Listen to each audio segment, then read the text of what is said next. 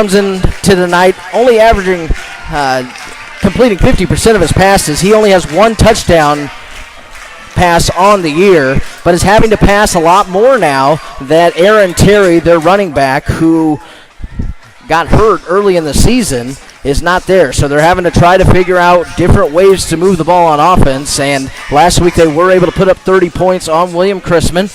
And so now we'll get to see this week if Max Conard and the fill-ins for Terry will be able to step in and provide something against this big, strong defense for Park Hill. Yeah, exactly. We've seen Park Hill quite a bit, and same defense as.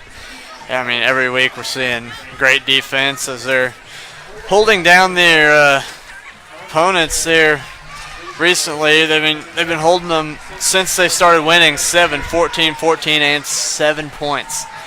So it's going to be a tough test for the Blue Springs South Jaguars tonight against this vaunted Park Hill defense. Then on the flip side, what Park Hill offense are we going to see tonight? Yeah, we've definitely seen Park Hill struggle this year, and it's all come back to what Coach Josh Hood calls.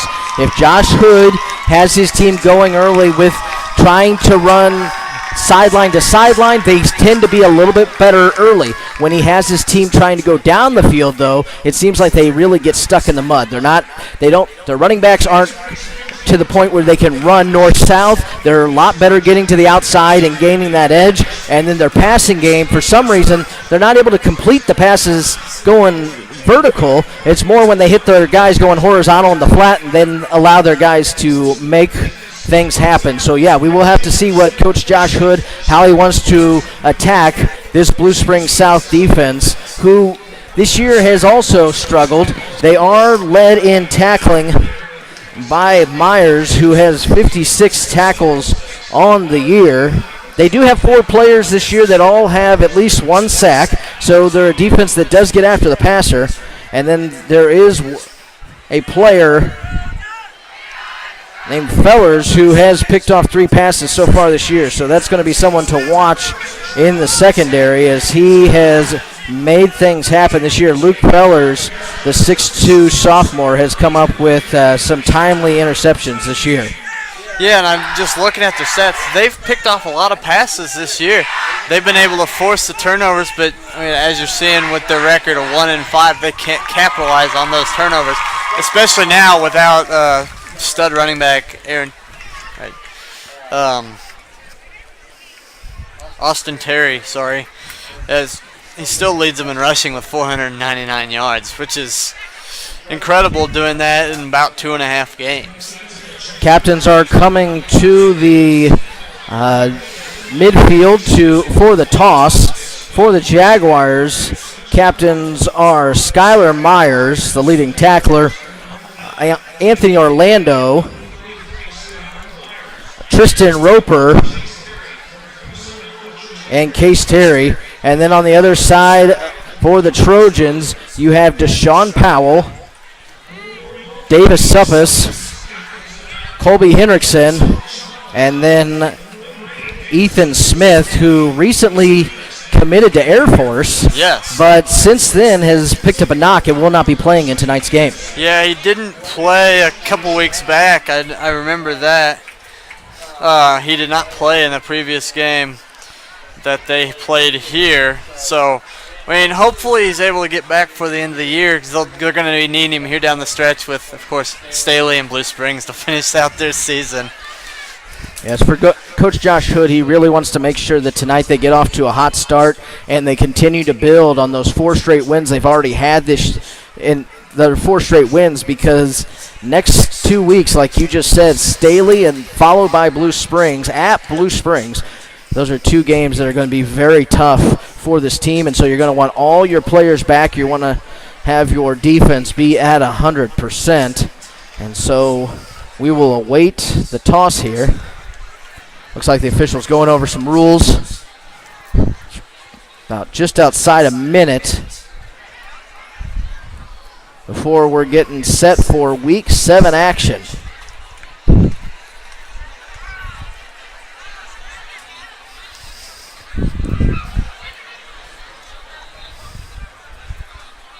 See the toss. It looks like Park Hill has decided to defer. They won the toss and decided to defer. And Blue Springs South will start off with the football, so we will get to see what this offense has in store. Again, last week was able to put up 30 points on William Chrisman, and we'll see if they can keep that going against a very stingy defense in Park Hill. And on Park Hill's defensive side, they are led by tackler Hayden Wallace. Wallace plays linebacker, but he's all over the field. He has 83 tackles on the season. His middle linebacker counterpart leads the team in sacks with 6 sacks. So those two are really the keys on defense, but that's not even the start of it. That front line is absolutely incredible. You could just name off every single person they rotate in there. That person's going to be in the backfield at some point tonight. And with their starters there too, you name your 2 juniors there with James Gore in the middle, and then on the outside, on one of the sides, Johnny Wilson. You could just look them up online, look at Rivals, offer after offer after offer after offer.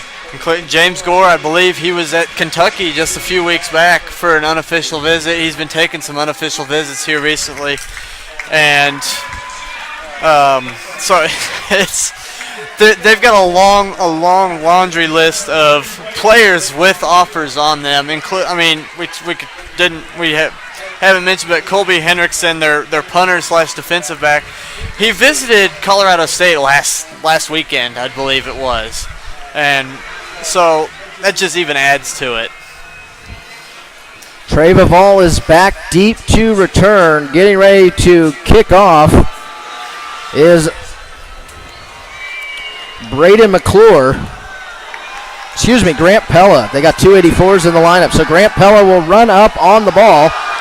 He kicks it. This one's going to move to the left. It's going to take a bounce. It's going to stay in bounds. Bavall's going to tightrope the sideline, picks it up, and then gets taken down at the 19-yard line. Great coverage there. Coming down to make the stop was Vince Reichert, the 5'11 junior, coming down to stop him short of the 15. So it'll be 1st and 10, ball at the 14-yard line, and that's where the Jaguars will start this football game on their first drive. It looked like on that kickoff that the ball was going to go out of bounds anyway, and so I'm not really sure why Vival decided to pick it up and run it back. Yeah, it bounced a couple times, but it was headed out of bounds. Nashawn Rick stands behind Max Connard, who stands in the shotgun. It's going to be a handoff to Rick, and Rick is chopped down right away. Mikey Miles gets into the backfield and drops him for a loss. A loss of 2 yards back to the 12. Actually, they're going to say he got back to the 13, so it's just a yard loss. It'll bring up a 2nd and 11, ball at the 13-yard line. Connard again stands in the shotgun. He has 2 wide receivers to his far side, 1 to his near. He has a slot who goes in motion. Handoff again, this time to Ricks. Ricks tries the middle. He stood up and taken down. Coming in to clean up, there was Colby Hendrickson. He was held up by Wallace, and then Hendrickson came in to make the stop. No gain on the play. They'll bring up 3rd and a long 10, as they're going to actually say he might have got a half a yard. I mean, it's hard to say this is a big 3rd down on your first drive of the game, but, I mean, this is a big 3rd down deep in your own territory. Jaguars break the huddle. Rick stands to the left of Connard. Connard drops back to pass. He's going to roll to his left. He's going to throws to his intended receiver over at the 20-yard line. It's caught by Isaiah Towie. It's going to be short of the 1st down as he only gets up to the 20-yard line. It'll bring up 4th and 4, and out will come the punt team for the Jaguars. A very conservative 3rd down play there, called by Coach Euler. Complete that pass to Towie. Reyes back deep to return. It's going to be a rugby-style punt. He gets it away. Goes straight out of bounds. Not a very good punt. That one was attempted by Skylar Myers. And he's probably going to want that one back. I know he's probably trying to keep it away from Reyes, but he did no favors to his team as he only gets it to the 36-yard line, and that's where the Trojans will start off in great field position in Jaguar territory, 1st and 10. And to be honest, he was lucky to get that away. He had 5 or 6 Park Hill punt return guys down there in his face as he punted that football away. Graves stands in the shotgun. He has Gathright in the backfield with him. Graves takes the snap. He's going to hand it up to Gathright. Gathright tries the middle. He finds an open hole. He's going to pick up 9 yards down inside the 30 to the 27-yard line.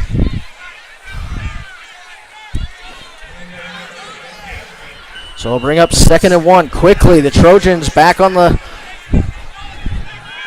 field. It's now 5 wide set here. And Graves gets them to jump off sides. Graves has been doing this all year. He has a hard clap that he will run from time to time to see if he can catch the defense off guard, and exactly what happens. And so it's off sides, and it's automatic first down for the Trojans as the ball will now be spotted at the 22. Coach Hood likes the play that he called, so he once again goes back to the 5 wide set. 3 to the far side, 2 to the near. Graves stands in the shotgun. In motion goes Webb. It's going to be a fake handoff, but there's a whistle blown. Trying to see exactly what the call will be here.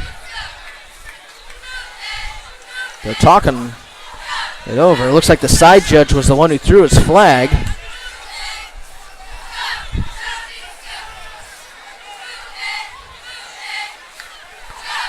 And they're going to say it was actually not a flag, not a penalty. It was just dropping his flag. So bring up 1st and 10 once again. Ball at the 22-yard line. Gathright now stands to the left of Graves. Graves takes the snap, going to look to pass. He's feeling some pressure, trying to find an opening. Gets away from the defender, but then falls down. Sack is made by Aiden Birdwell, the 6'3" D lineman who comes in to make the stop. Drops him back to the 28-yard line. And so we'll bring up 2nd and 15.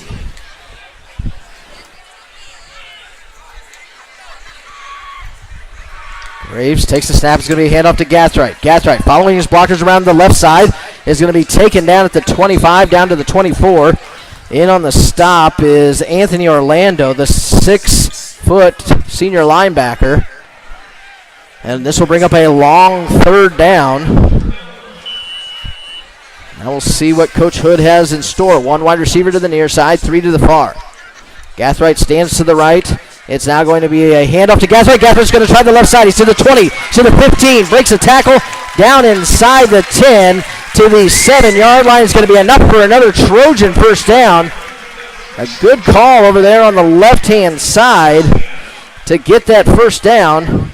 And quickly the Trojans get back up on the ball. 2 wide receivers to the near side. 1 now split out to the far. Graves takes a snap. Going to fake. Now he's going to throw. It's going to be incomplete. Intended for Davis Suppis, but it looks like there is a flag on the play. And it's going to be thrown near the line of scrimmage. It might be holding.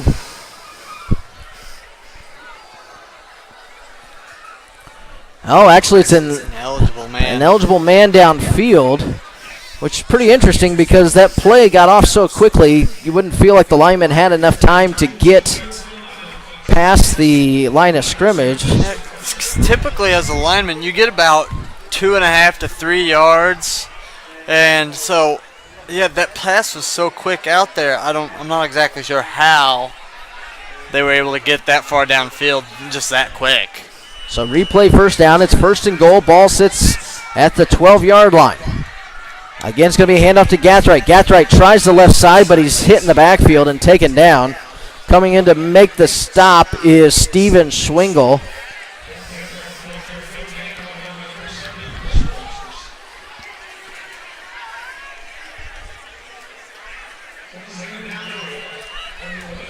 So bring on 2nd and goal. Ball at the 11-yard line.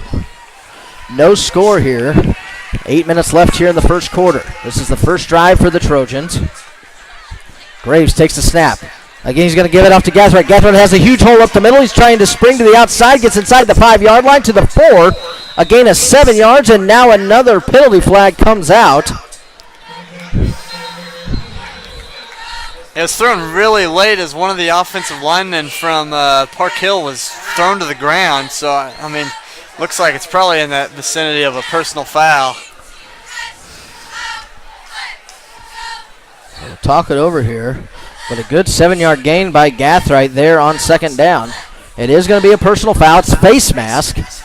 So that will move it half the distance to the goal from there. So the ball should be spotted at about the 2-yard line. We're talking it over right now. So with it being a personal foul, it should be an automatic first down there inside the 5 as well.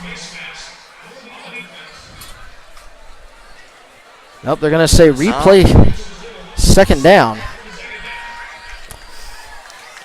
So somehow they not only gave him the carry, but they're also going to give him the penalty, and we're going to still have 2nd down. So it's 2nd and goal, ball now at the 2-yard line. In motion goes Jalen Knoll, and now Graves is going to try the left side. He dives for the corner, and he's going to be stopped short. Great tackle there by Caden Keener, keeping him out of the end zone. So we'll bring up 3rd and goal now. Ball at the 1. Graves was not able to get to the pylon as Keener was able to hold him up there. So 2 wide receivers to the far side, 1 to the near. Graves hands it off to Gathright. He goes straight ahead, and he's not going to get it. He's not going to get it. He's held up and stopped. And coming in to make that stop was Anthony Orlando, who stops him right at the goal line. And now Coach Hood has a decision to make here. His leading rusher on the year is his quarterback. Graves takes the snap. He's going to hand it off to Gathright. Gathright dives for the end zone. He's in for the touchdown. Javion Gathright from 1 yard out is in for the score. And 7:29 remaining in the first quarter. Trojans take the early 6-0 lead. So a 4th and goal run by Gathright.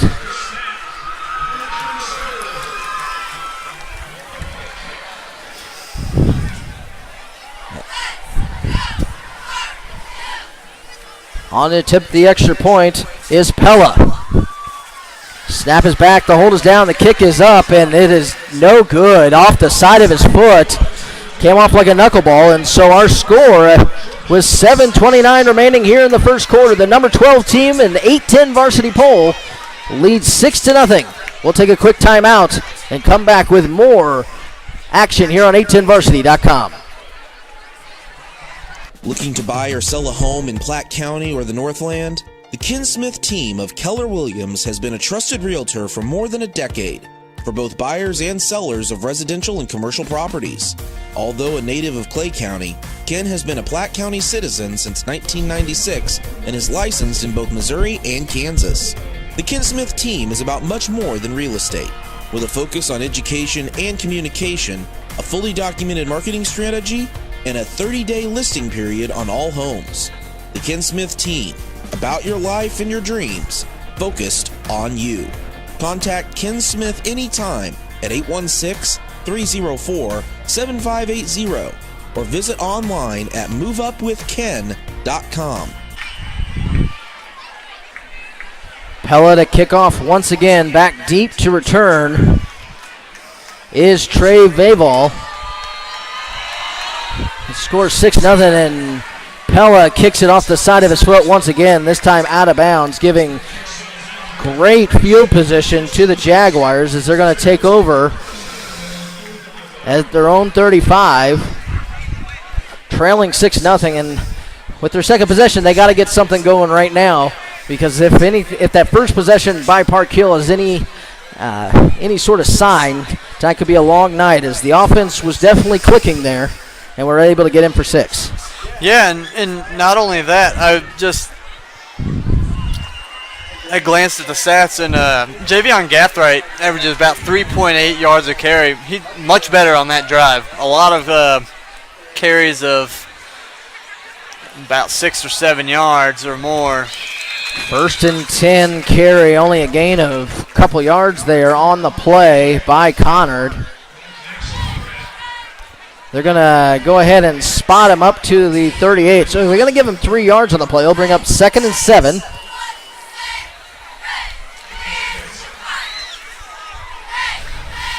And if you're Blue Springs South, those just straight runs, they're not going to work against this Park Hill defense. You got to find something creative, get them moving in different directions. Connor takes the snap. He's going to throw the slant pattern. It's caught. Should be enough for a first down. It's caught by Isaiah Towie. The 6'1 sophomore has enough for a first down. Gain of 7 yards on that play. And so a first down up to the 45-yard line. That was a really good passing play there. Good design there. Get it out of his hand before any of the defensive linemen or corners could get there. Connor now hands it off to Ricks. Ricks running straight ahead, but he's going to be grabbed by Gore. Only going to hold him to a 2-yard gain there. He'll bring up 2nd and 8, but Gore got into the backfield and kept him from going too far. Yeah, the 6 foot, 305-pound junior. He's a tough guy to move, and he's going to be tough to contain. And just the fact he's a junior is incredible. 2 wide receivers to the near side. As Connor's going to try the left side. He gets a block from Ricks, and Connor gets to the outside. He's to the 50-yard line. Pushed out. Looks like he might have gotten into Trojan territory. Depends on the spot here, and it is. They're going to spot him at the 49, where he'll bring up a 3rd down. So this will be their first snap inside Trojan territory on the game. As the Jaguar offense is utilizing the great field position off the kickoff to move the ball here. 3rd and 6, ball at the 49-yard line. 5:55 remaining here in the first quarter.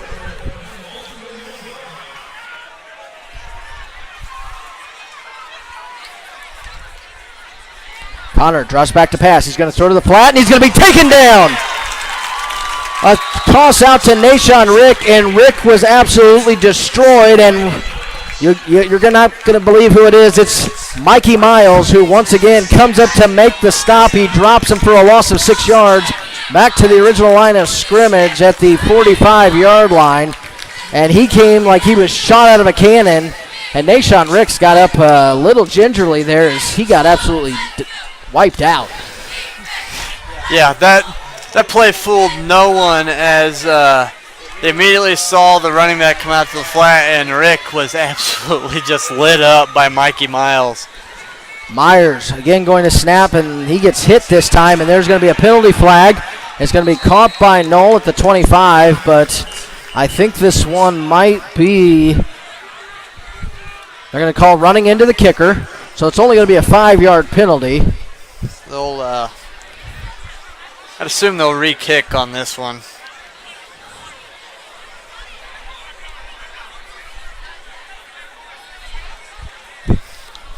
Waiting to hear exactly what the official wants to call here.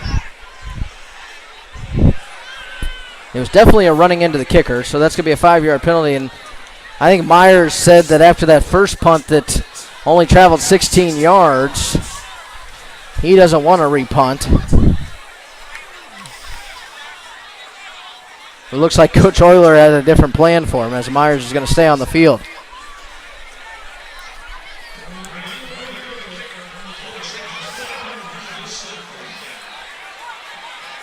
So it brings up 4th and 5.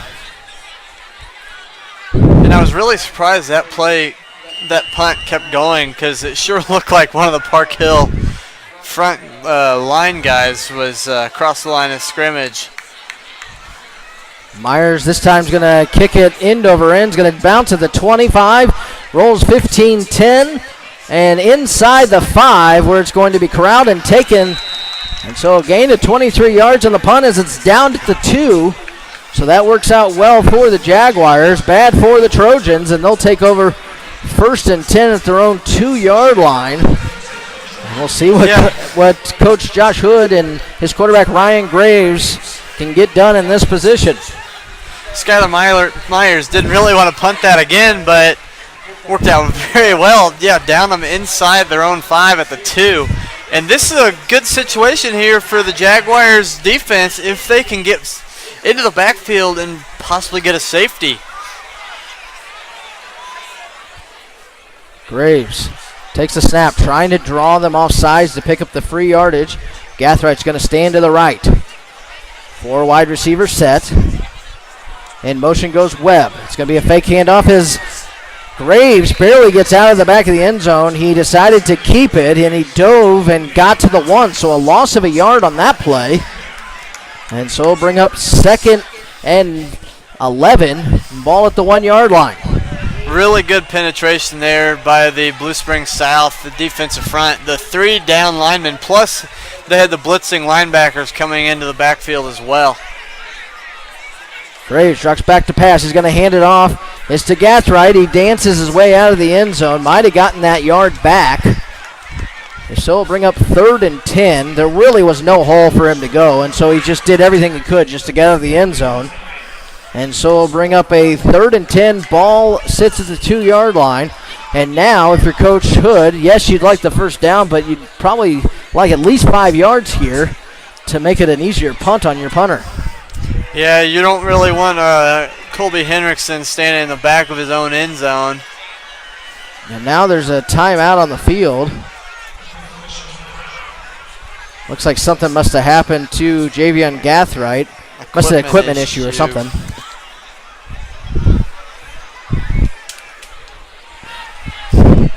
And in comes Corey Bradford to replace him. And he's going to get his 5 yards. As jumping off sides was Myers. So he'll get the 5 yards that he at least needed out of this to make it a little bit of an easier punt. But still, it's 3rd and 5 now. Ball sits at the 7-yard line. And Ryan Graves is just really good at that hard count and getting guys to jump. So 3 wide receivers to the near side, 1 to the far. Graves is going to try the right-hand side. He gets to the 15, he's to the 20, has the first down up to the 24-yard line. Great carry there by Ryan Graves, picking up 19 yards on 3rd and 5. And so 3:23 remaining here in the first quarter. It's 1st and 10 Trojans, and they're quickly up on the ball.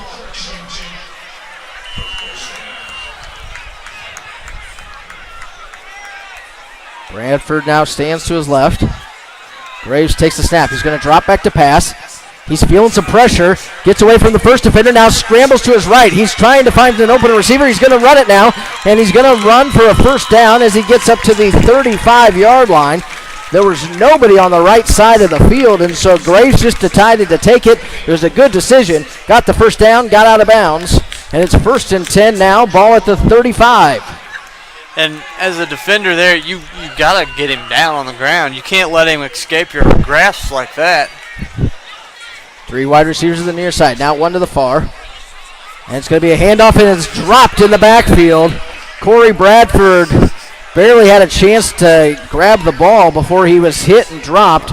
Coming up to make the stop was Caden Keener, came in to make the stop, and so it's a loss of 1 yard on the play. He'll bring up a 2nd and 11.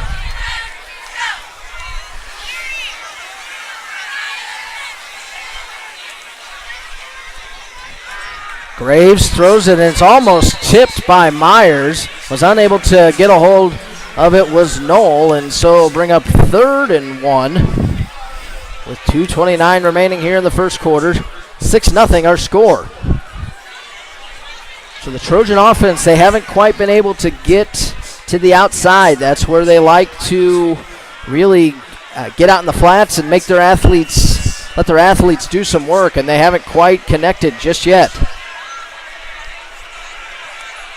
Knoll goes in motion. It's going to be a fake handoff. Here comes the blitz. Graves trying to get away. Throws it to Knoll. Knoll Shakes the first defender. He's at the 50. He's at the 40.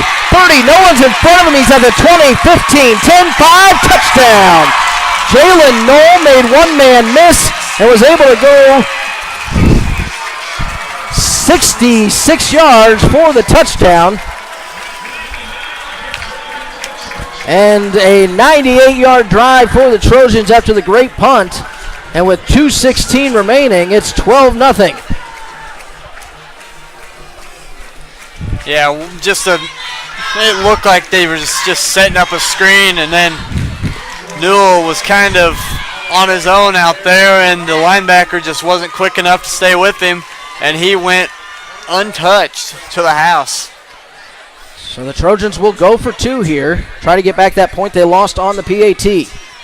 In motion goes Webb. It's going to be a fake handoff, and now Graves tries the middle, and he's going to be held up and dropped and not able to get it. So 12-0 now our score as the 12th-ranked Trojans lead Blue Springs South here at Park Hill High School with 2:16 remaining here in the first quarter. We'll take a quick break.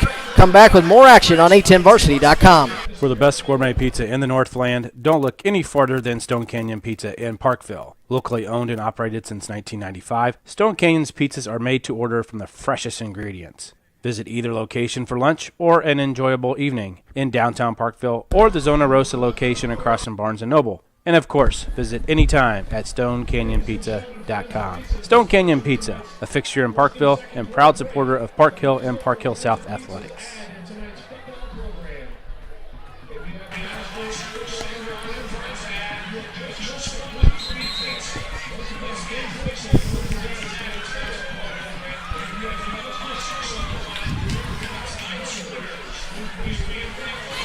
Nothing our score here with 2:16 remaining in the first quarter. Park Hill leads Blue Springs South after the 66-yard touchdown pass from Graves to Knoll. Pella runs up on the kick. This one again is going to take a sideways arc and go straight out of bounds. And once again, the Jaguars will start with it at their own 35-yard line. And it looks like the coaching staff's not too pleased with Pella, as I saw at least 3 coaches throw their hands up in the air trying to figure out what the heck is going on. That's my thing. You're trying to get too cute with your kickoffs there. Why don't you just kick it down the field and just go cover the kick? Yeah, I understand pinning them there on the sides would be is always a good option, but handoff to Rick on the first down, and he's going to chug forward to the 41-yard line. Flag on the play as well. It's going to gain of 6 on first down.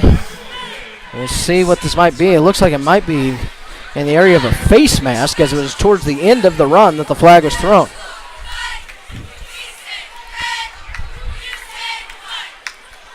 And now they're going to wave off the flag once again. So 6-yard carry there. They'll bring up 2nd and 4 for the Jaguars.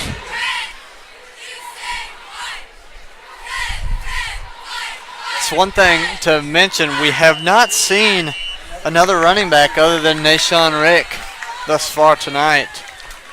Rick came in on the season averaging 4.7 yards a carry on 55 carries. He had 256 yards and 4 touchdowns. Connard in the backfield, takes the high snap, going to now toss it to Rick. Rick trying the right side. He gets held up at the 40 and finally taken down there. Coming up to make the stop was Bustamante, the senior corner.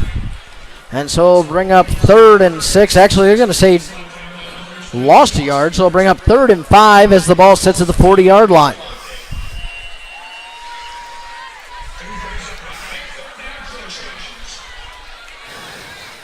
As I also see across the way, number 21, Ryan Dysus went off the field, hobbling a little bit of wide receiver.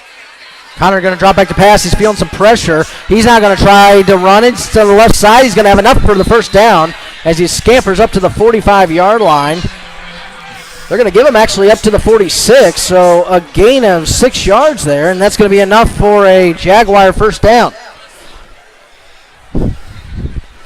So So a lot of pressure coming up the middle. Cole Gagne had him in the backfield, but he was able to escape and pick up the first down. Yeah, there was just no containment there on the outside for the Park Hill defense. 1st and 10 at the 46. Here comes the pressure once again, and again he's going to have to run it. He's going to have another 10 yards. There is a flag back behind the play. It would be another, actually 11-yard game, and actually they're going to say he had a hold, so we'll bring it back. So far we're seeing Blue Spring South, they haven't been able to throw the ball other than just those short passes, so I'm intrigued to see if they can start giving him a little bit more time so he can maybe get some open receivers. As of right now, they're just not finding any open receivers. Conard on the year had only run the ball for 87 yards, and so we're seeing a lot of running out of him today. And so far, he hasn't really had a chance to throw it too much. It'll be first down and 27 upcoming. They have to get to the 44 of the Trojans for a first down. 1st and 27. Clock under a minute now at 50 seconds. Conard looks over to the sideline, gets the call from Coach Euler. He has 2 wide receivers to the near side, 2 to the far. Rick stands in the backfield to his left. Conard takes the snap. He's got pressure, but he's going to throw to the flat, and it's too far for his intended receiver. Again, trying to get it to Isaiah Towie, who is unable to make the grab at the 40-yard line, and so will bring up a 2nd and 27. Ball at the 29-yard line.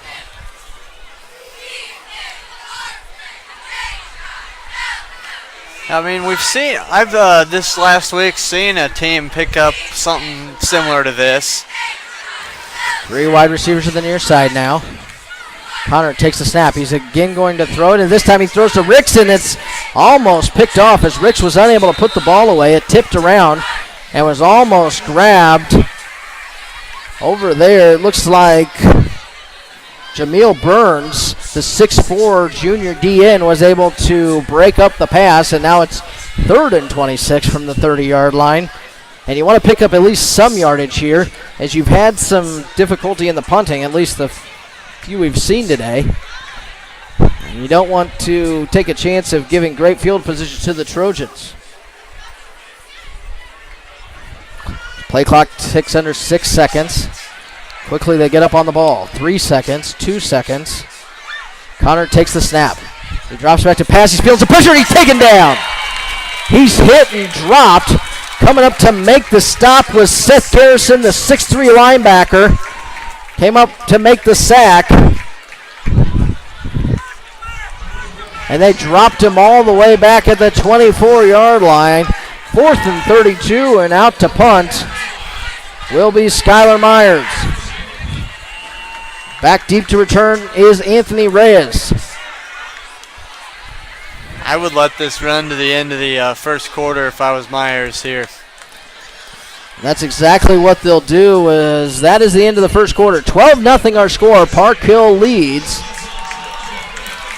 Did you know there are tutors available to help boost students' potential and help them shine on college entrance exams? That's right. With College Tutors, students are matched with tutors that fit their unique learning styles and educational needs. Flexible and focused, the College Tutors Learning Center has the resources necessary to improve testing scores. Contact College Tutors for a trained tutor today and excel when it matters most. Call 816-256-5907 or visit collegetutors.com. 12-0 is our score as we're getting set to start the second quarter of play. Matt Moon alongside Nathan Kendall as we are at Preston Field here at Park Hill High School as the number 12 team in the 8-10 varsity poll currently leads 12-0, and we'll be getting the ball back as Skylar Myers is getting ready to punt here on 4th and 34. New return man in. It's now Deshaun Powell back deep. Anthony Reyes was back deep before we went to the quarter break, but now Deshaun Powell back deep And we've already seen Deshaun Powell several times this year take it almost to the house. So we'll see exactly what he has in store here. Skylar Myers takes the snap. He's feeling some pressure. He gets this one off. It's going to bounce. Actually, no. Powell's going to take it right at the 40-yard line, trying to pick up a block. He shakes a man at the 45, gets to the 50, needs a block at the 40. He cuts back inside. He's barely holding on to the football, and finally going to be taken down at the 36-yard line, inside the 36, maybe to the 35, and that's where they'll start inside Jaguar territory. Great return by Deshaun Powell. Got some key blocks.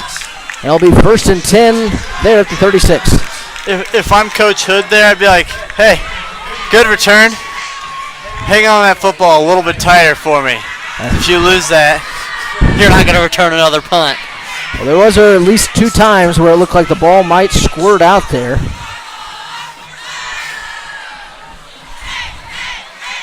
Ryan Graves brings his team back onto the field. Evan Samborski lines up now in the slot. 2 wide receivers to the far side, 1 to the near.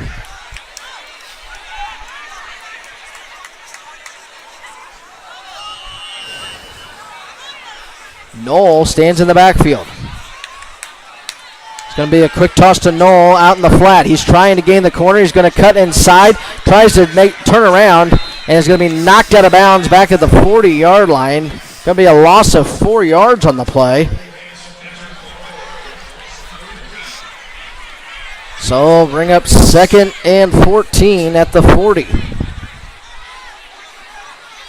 So an interesting play call, but great defense getting over there and rallying to the ball and keeping them from making the stop. Now in the backfield is Eric Carey. Hard snap, almost gets the front line to jump for the Jaguars. He's got 3 wide receivers on the near side, 1 to the far. Graves now calls out the play. 7 seconds on the play clock. He's going to take the snap. He's going to try the left side. He's going to dive forward. A gain of 3 yards on the play up to the 38-yard line. He'll bring up 3rd and 11 now. So they brought in Eric Carey, the junior, just to block. But the defense for the Jaguars was looking for the run there and was able to hold him to just 3 yards.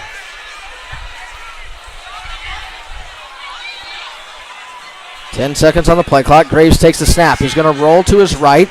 Feeling some pressure, is going to throw and hits a sliding receiver, Samborski, at the 34-yard line. A gain of 3 there. Now Coach Hood has a little bit of a decision to make, and obviously the way his kicker was kicking, even kickoffs, he's going to go ahead and have 5 wide receivers. So 5 wide receivers, 4th and 8 here at the 34. Graves trying to get him to jump off sides once again. Jaguars not going to be fooled, and it's going to be a pooch punt as Graves takes 2 steps back. Graves takes the snap. He's going to pooch it. This one's going to drop at the 5. It's going to take a Jaguar bounce and bounce into the end zone. And so for the first time tonight, we've seen the Jaguar defense come up and stop that Trojan offense. And with 10-17 remaining here in the first half, Jaguars take over trailing 12-0. As we'll take a quick look at the scoreboard, a very, very intriguing score for anybody watching. Liberty 21, Lee Summit West 14. We've seen Liberty here earlier this season when they knocked off these Trojans here at Preston Field. Connor going to take the snap. He's going to hand it off. His running back Ricks gets up to the 30-yard line. Great play call there as they were able to blow James Gore out of the middle and pick up 10 yards. A 1st and 10 for the Jaguars. They got a little momentum going here. After the stop on defense, they get a 1st down on their first play on offense. Jaguars trying to claw back into this game. 2 wide receivers to the far side, 2 to the near. Ricks stands behind Connor in the backfield. Connor takes the snap. He's going to hand it off to Ricks. Ricks going to try the right side. He's going to be taken down. Coming up to make the stop for the Trojans was Carter Gosley, the 5'11 senior, who stopped Ricks for no gain. Really good play there by Gossley. It looked like Rick was going to be able to bust it to the outside and pick up quite a bit of yardage, and Gossley got him by the ankles and just tripped him up. So 2nd and 10, ball at the 31-yard line. Connor takes the snap. Quick throw to the outside. It's going to be caught. Got it to his receiver. This time it's Trey Vavall. And Vavall gets up to the 38-yard line. So a gain of 7 yards makes up 3rd and 3. Big third down here for the Jaguars. And that right there, that's how you're going to be able to pick up chunks of yards against this Park Hill defense. They play far enough off in their secondary that you can hit those short 5 to 7 yard just hitches and slants. In motion goes Dices. Somebody handoff up the middle to Ricks. Ricks is going to push forward, and he's going to be tackled after only a yard gain. Coming up to make the stop was Gagne. Also in on the stop was Hendrickson. And that'll bring up a 4th down now. And Coach Euler is going to go ahead and send out the punt team. And back goes Deshaun Powell once again.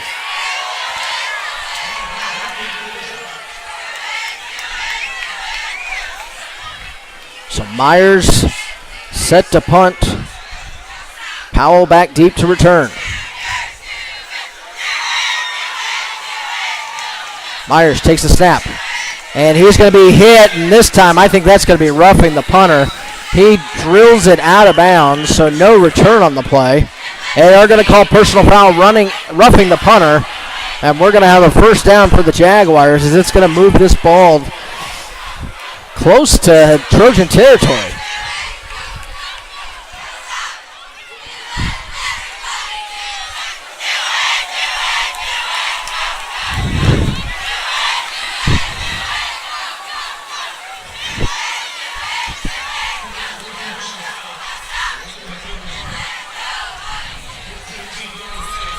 And it is going to drive it into Trojan territory. It'll be 1st and 10. Ball at the Trojan 46-yard line. Jaguars now deep as they've been tonight down the field and deep as they've been into Trojan territory. 7:53 remaining here in the first half.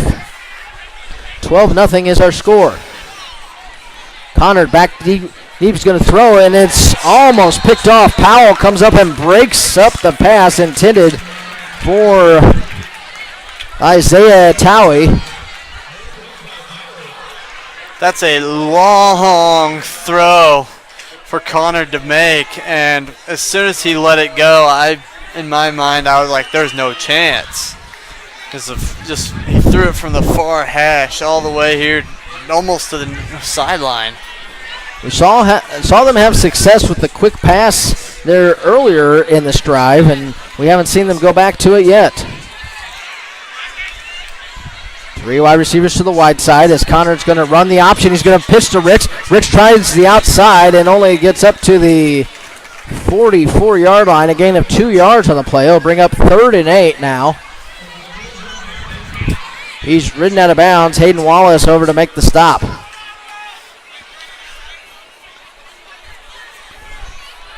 $7:42 remaining here in the first half. Big 3rd down here for the Jaguars. That play right there, I expect the Jaguars to come back to it and it was ran perfectly. Quarterback read all the way till he was getting hit, which is perfect. That's what you're supposed to do. Looks like Coach Euler's going to want to call a timeout. And actually, they haven't said who. Oh, looks like there was. Oh no. Looks like a player might be having some issues here. Timeout. Looks like Carter Gossley must have. He looked like he was a little dazed there. Throwing up a little bit there on the field. Carter going to throw it, and his intended receiver slips down. He was trying to get it to Vavall, and he was not able to make the grab as he slipped at the 1st down marker. And so now a decision for Coach Euler. Does he go for it? Nope. He is going to go ahead and punt and try to pin Park Hill back deep once again. Or get another penalty. He holds on to that ball so long that what are you going to do? So, I mean, Park Hill, they need to just sit back and not even go after the punts anymore. This one's going to be kicked off the side of his foot, and it hits the down marker at the 20-yard line, so it's not even going to be that close. They're going to keep walking. Oh, no. They're going to spot it just shy of the 32-yard line. So they essentially picked up, maybe 8 yards on the punt. So 7:34 remaining, and out comes the offense. Also coming back onto the field is Javion Gathright. He's going to join Graves in the backfield. He wasn't out there for a long time there after the helmet issue, it looked like. Going to be a quick pass thrown to Samburski. Samburski catches it. He has 10 yards and enough for a first down. Actually make that 12 up to the 43-yard line. So a great pitch and catch there from Graves to Samburski, who is sitting in the slot. And it's good for a Trojan first down. I mean, there was nobody near him as soon as he came off the line. Yeah, that's definitely a false start, as it looks like Jalen Knoll might have jumped a little bit there on the play. That's exactly what they're going to call. So back him up 5 yards. He'll bring up 1st and 15. Ball at the 38-yard line. 12-0 our score here. Number 12 team in the 8-10 varsity rankings is currently leading 12-0. Graves hands off to Gathright. Gathright tries the middle. Gets up to the 41-yard line. A gain of 3 yards on 1st and 15. So we'll bring up 2nd and 12. And you mentioned number 12 team in the 8-10 varsity top 25. If you remember right, after week 2, they were unranked. They plummeted from 10 into the 20s and unranked after 2 weeks. And have quickly jumped back up the polls. Graves looks over to the sideline. 10 seconds on the play clock.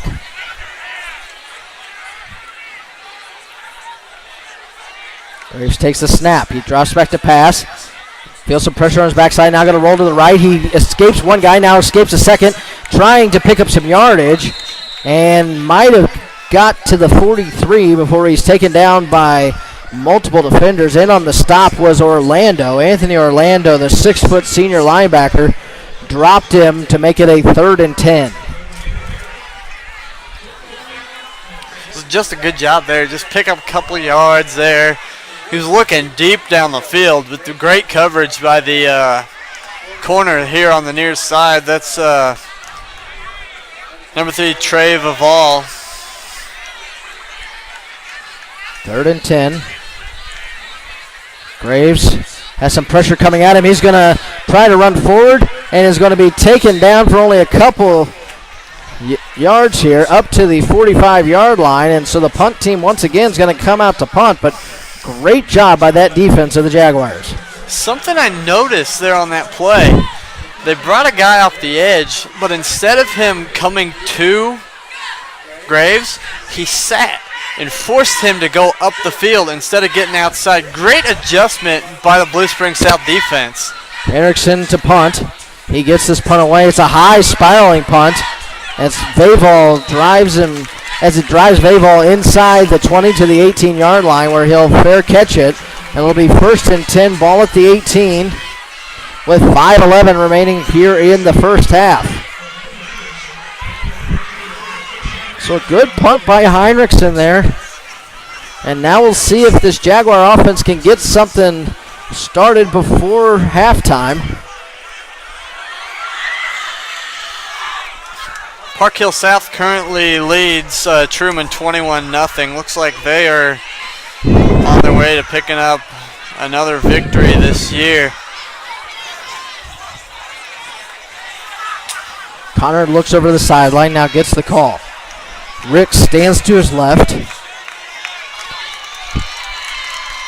Connor hands off to Ricks. Ricks tries to find the middle, and he's taken down. Johnny Wilson comes up to stop him for no gain on the play. He'll bring up 2nd and 10.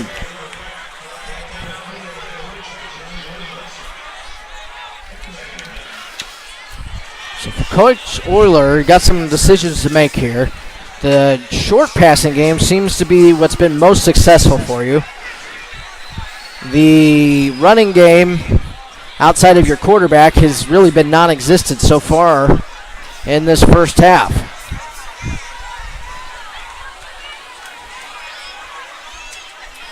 Connor takes the snap, draws back to pass. He's going to throw the short route, and it's going to be incomplete, intended for Brett Shelton. But there is a flag in the backfield. It's going to be a personal foul, roughing the passer. And actually the best offense so far for the Jaguars has been the penalties on the Trojan defense. Yeah, Park Hill's defense on that, I'm not sure who it was that hit him, but you can't. You know that, I mean, they've been changing the rules so much on these roughing the passers. You can't touch a quarterback anymore. And in high school, it's even more of a thing than college and in the pros. You don't touch. You see him get the ball away, don't even touch him. 4:25 remaining here in the first half. 12-0 our score as it's 1st and 10 Jaguars at their own 34-yard line. 2 wide receivers to the near side, 1 to the far. Connard barks at the signal now, looks to the sideline. Rick stands to his left. Connard has Rick goes in motion to his right. Now takes the snap. He's going to hand it off to Ricks. Ricks tries the outside, and he's going to be ripped down. James Gore stops him for a loss. As he's not able to get back, it's going to be a loss of 1 yard on the play. Down at the back at about the 33.5-yard line. He'll bring up 2nd and a long 10. You know, it'd be so hard to be coaching against this defensive line. You've got 2 legitimate D1 prospects on the D line. And then 1 here on the edge. It's not. He's a great player too. And what do you do? How do you block these guys? Blitz comes from the outside, and Connor gets away from the blitz. He's going to scamper up to the 45-yard line. Should be enough for another Jaguar first down. Heads up play by Max Connard as he felt the pressure coming from Gosley, who was on the corner blitz, but he was able to step up and pick up the first down. Lost all containment here on the near side, and I can see Connard, he doesn't want to get hit. He gets out of bounds every chance he can get on these when he gets out in the open field. He is a junior, so Blue Spring South will have their quarterback back next season as well. Connor takes the snap. Going to throw quickly to the flat. It's going to be picked off. Picked off by Deshaun Powell at the 49-yard line. Connor tried the quick hitch to Isaiah Towie, but Powell jumped the route, and it's going to be 1st and 10 in Jaguar territory for the Trojans at the 49-yard line. He threw it between his 2 receivers. He had 2 guys running the same route and threw it just in between them, and Deshaun Powell laid out for that and picked it off. So 1st and 10, ball at the 49. This second quarter has not been the greatest quarter for the Park Hill offense as Graves has not been able to get anything going. And now a false start penalty to start this drive. And if you're Coach Hood, actually they're going to call offsides. That's interesting because it looked like the guard moved before, but they're going to go ahead and call it on the defense, so they will get 5 yards marked off up to the 44-yard line, so it'll be 1st and 5 at the 44. Now, Park Hill's left guard got out in front of that pretty quick. He was out all the way down here near the numbers.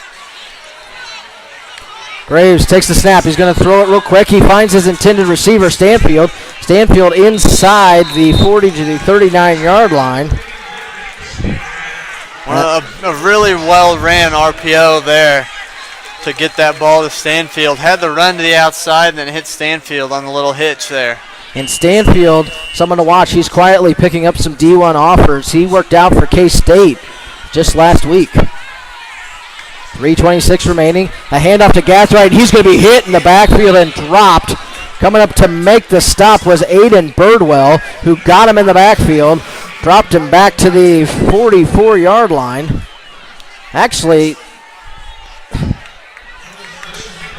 the side judges are having a hard time marking the ball. I don't know, but it's back down to the 41. Birdwell's a big boy to not get blocked on a play like that.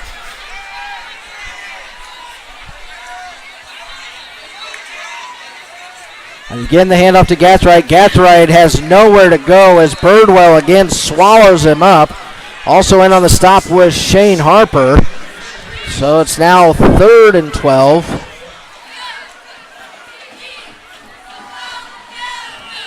Third and 12 at the 41-yard line. 3 wide receivers to the far side, 1 to the near here. Graves trying to draw them off sides, trying to pick up a free 5 yards. He now turns to Coach Hood to get the call. 10 seconds on the play clock. 2:20 on the game clock.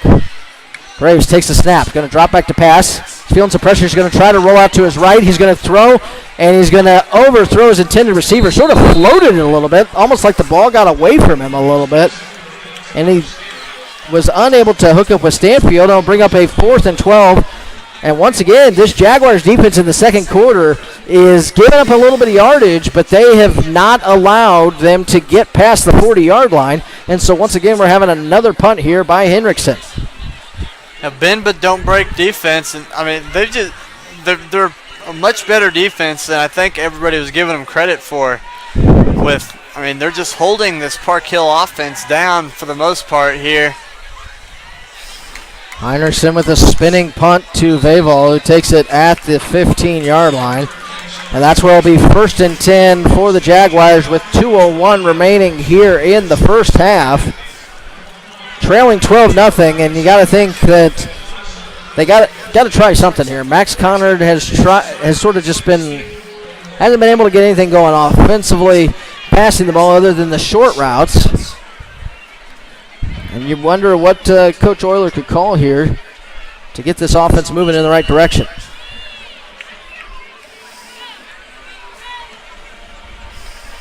Jaguars break the huddle. 18 seconds on the play clock. Connor takes the snap. He's going to hand it off to Ricks. Ricks going to try the right side. He's going to bounce it to the outside. He's to the 20. He breaks one tackle. Trying to push forward. Gets up to the 24-yard line. A great hard run there by Nashawn Ricks.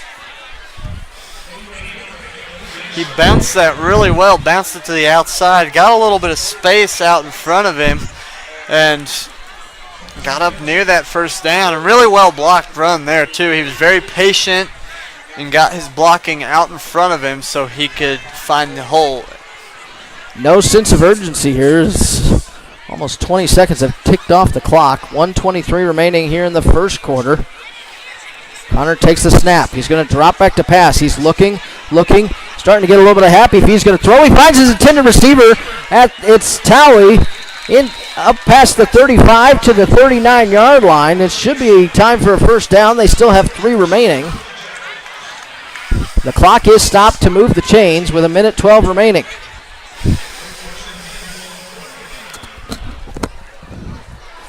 Waiting to set the chains. They got plenty of time here.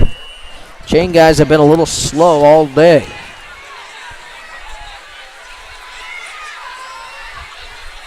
Connor takes the snap. Drop back to pass, and he's going to be sacked. Johnny Wilson drops him back to the 29-yard line. Coming from his DN position, Johnny Wilson makes the stop. And a big loss there on first down. And now the clock will continue to run as 44 seconds separate us from halftime. And actually, they're going to give him back to the 31. That's a generous spot as he was clearly dropped at the 29. Yeah, up until that sack, you would go for it a little bit more. But now that you took that sack there, that hurt your drive a lot. So at this point, you just kind of kill the clock here.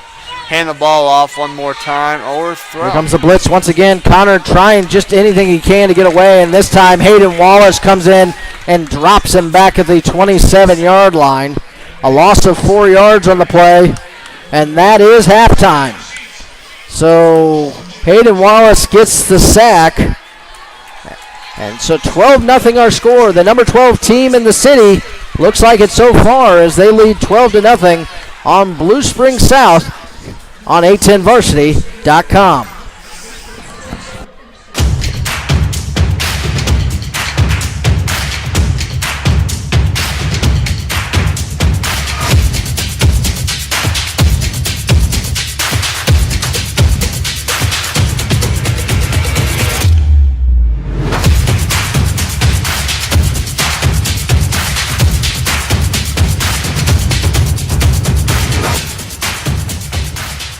Whether it's a car accident, storm damage, or a fire, when the unthinkable happens, it doesn't matter if you saved money in 15 minutes. In this moment, it doesn't matter if your neighbor has the same insurance you do. In this moment, what matters is that your independent insurance agent and the company that stands behind them have you covered. Auto Owners Insurance, the no-problem people. Visit Briar Payne Mead Insurance in Kansas City today at bpminsurance.com or call 913-402-9576. That's 913-402-9576 and ask about Auto Owners Insurance today. Throughout the Northland. Liberty, Platte City, Parkville, Smithville, Berry Road, and more. In fact, Platte Valley Bank was recently named one of the 5 strongest mid-sized banks in Kansas City in 2014 by the Kansas City Business Journal. Try our new mobile deposit options on our new banking app. For more information on locations, apps, loans, and more, visit one of our locations or online at PlatteValleyBank.com. Platte Valley Bank, proudly supporting high school athletics in the Northland. Visit anytime at PlatteValleyBank.com. Member FDIC.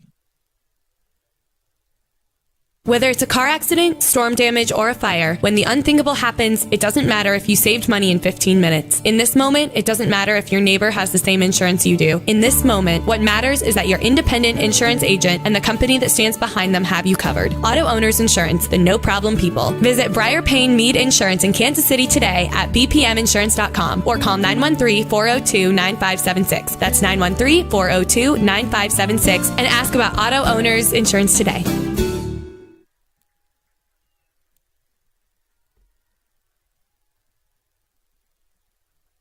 Chiefs checking from Community America gets you closer to the game. Is there any better way to get closer? Hey, man. Go long.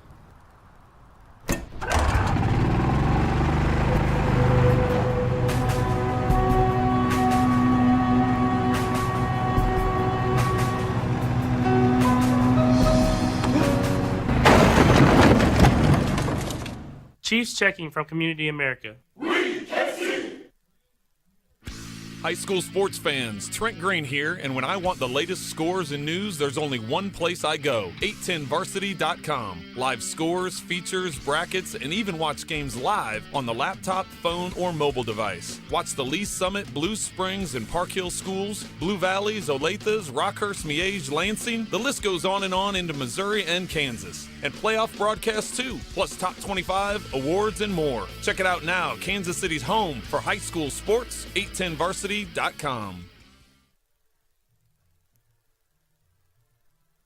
Did you know there are tutors available to help boost students' potential and help them shine on college entrance exams? That's right. With College Tutors, students are matched with tutors that fit their unique learning styles and educational needs. Flexible and focused, the College Tutors Learning Center has the resources necessary to improve testing scores.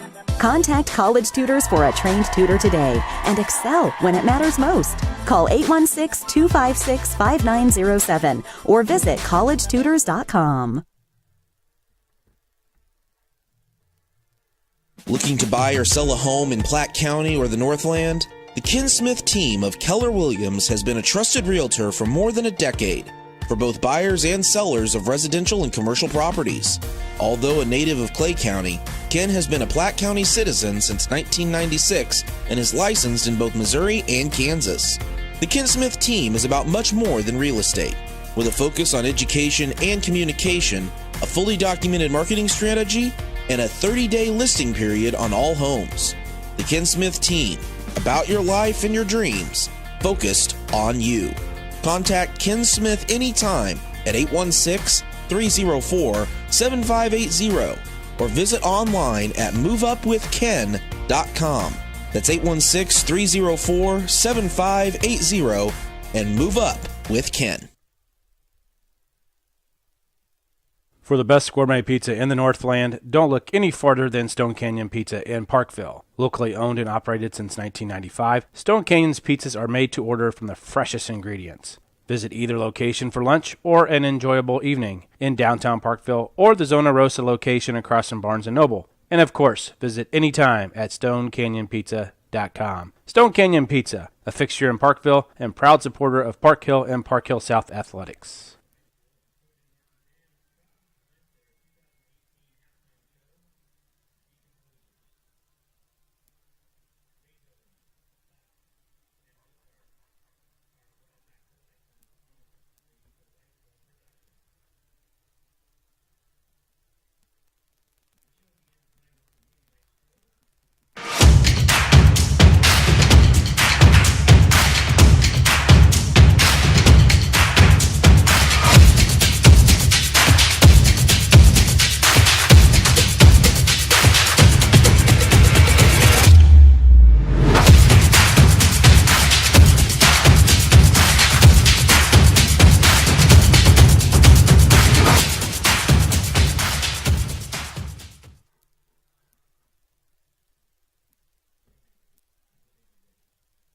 Chiefs checking from Community America gets you closer to the game.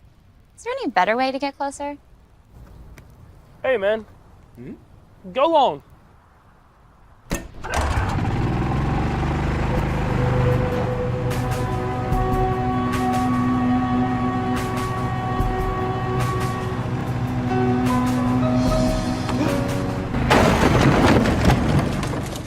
Chiefs checking from Community America.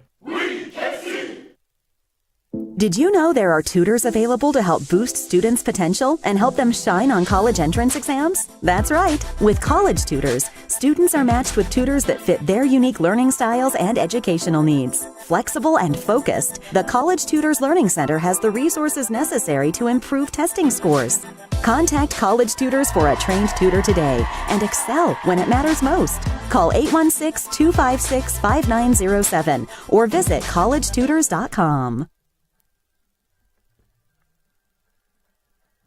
Platte Valley Bank has been a fixture for Northland's banking needs with locations throughout the Northland. Liberty, Platte City, Parkville, Smithville, Berry Road, and more. In fact, Platte Valley Bank was recently named one of the 5 strongest mid-sized banks in Kansas City in 2014 by the Kansas City Business Journal. Try our new mobile deposit options on our new banking app. For more information on locations, apps, loans, and more, visit one of our locations or online at PlatteValleyBank.com. Platte Valley Bank, proudly supporting high school athletics in the Northland. Visit anytime at PlatteValleyBank.com. Member FDIC.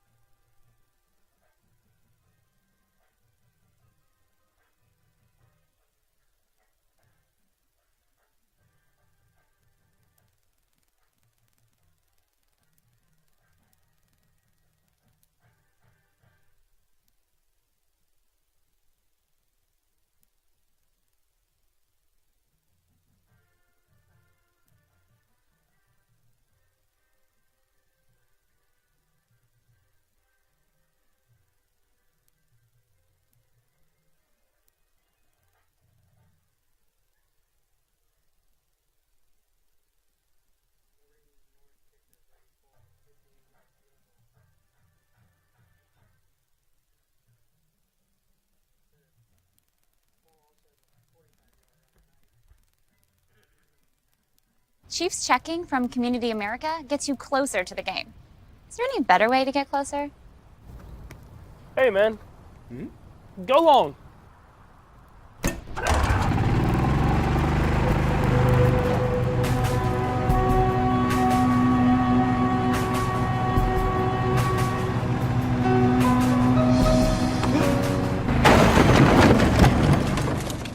Chiefs checking from Community America.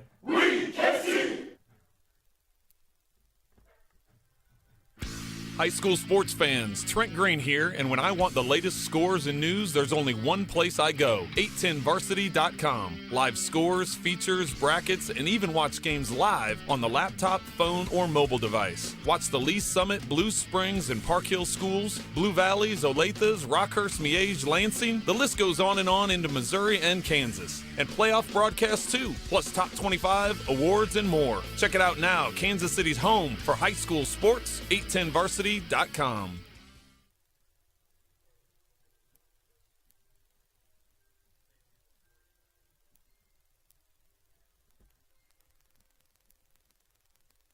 For the best gourmet pizza in the Northland, don't look any farther than Stone Canyon Pizza in Parkville. Locally owned and operated since 1995, Stone Canyon's pizzas are made to order from the freshest ingredients. Visit either location for lunch or an enjoyable evening in downtown Parkville or the Zona Rosa location across from Barnes & Noble. And of course, visit anytime at StoneCanyonPizza.com. Stone Canyon Pizza, a fixture in Parkville and proud supporter of Park Hill and Park Hill South Athletics.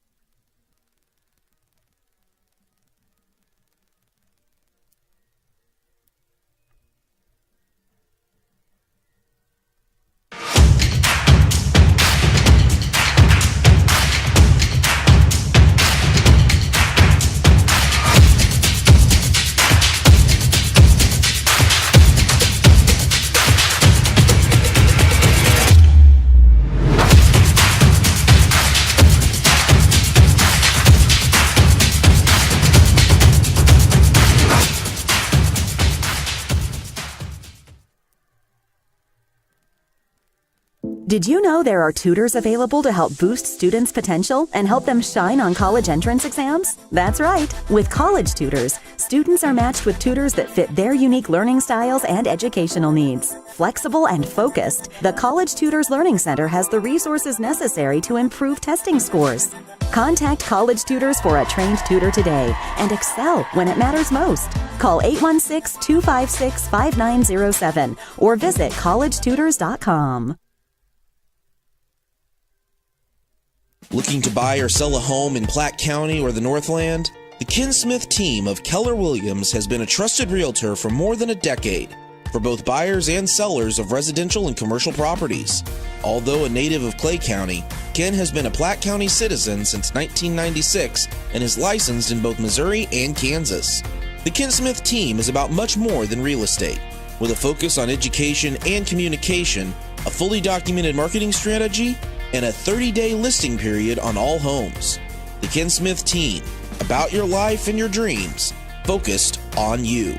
Contact Ken Smith anytime at 816-304-7580 or visit online at moveupwithken.com.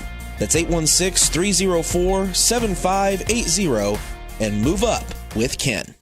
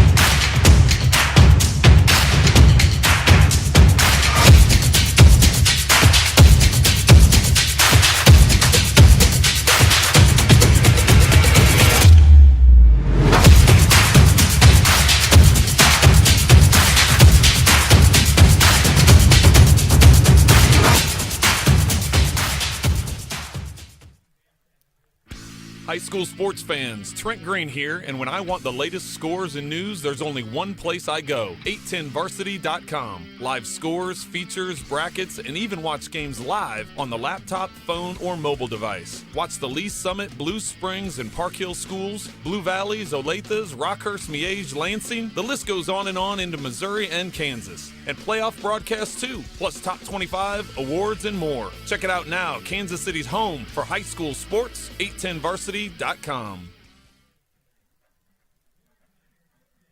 Chiefs checking from Community America gets you closer to the game. Is there any better way to get closer? Hey, man. Go long.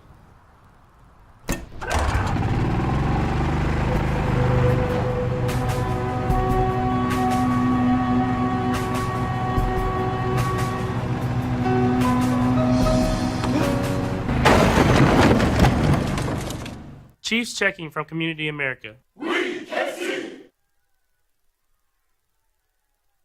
Did you know there are tutors available to help boost students' potential and help them shine on college entrance exams? That's right. With College Tutors, students are matched with tutors that fit their unique learning styles and educational needs. Flexible and focused, the College Tutors Learning Center has the resources necessary to improve testing scores.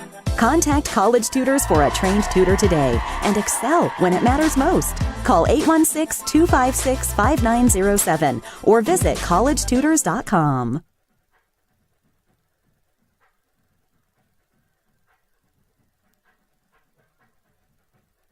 Whether it's a car accident, storm damage, or a fire, when the unthinkable happens, it doesn't matter if you saved money in 15 minutes. In this moment, it doesn't matter if your neighbor has the same insurance you do. In this moment, what matters is that your independent insurance agent and the company that stands behind them have you covered. Auto Owners Insurance, the no-problem people. Visit Briar Payne Mead Insurance in Kansas City today at bpminsurance.com or call 913-402-9576. That's 913-402-9576 and ask about Auto Owners Insurance today.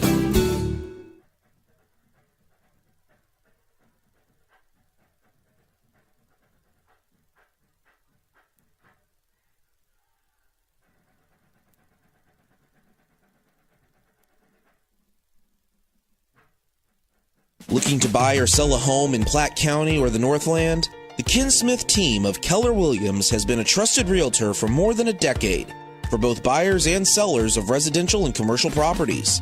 Although a native of Clay County, Ken has been a Platte County citizen since 1996 and is licensed in both Missouri and Kansas. The Ken Smith team is about much more than real estate. With a focus on education and communication, a fully documented marketing strategy, and a 30-day listing period on all homes. The Ken Smith team, about your life and your dreams, focused on you. Contact Ken Smith anytime at 816-304-7580 or visit online at moveupwithken.com. That's 816-304-7580 and move up with Ken.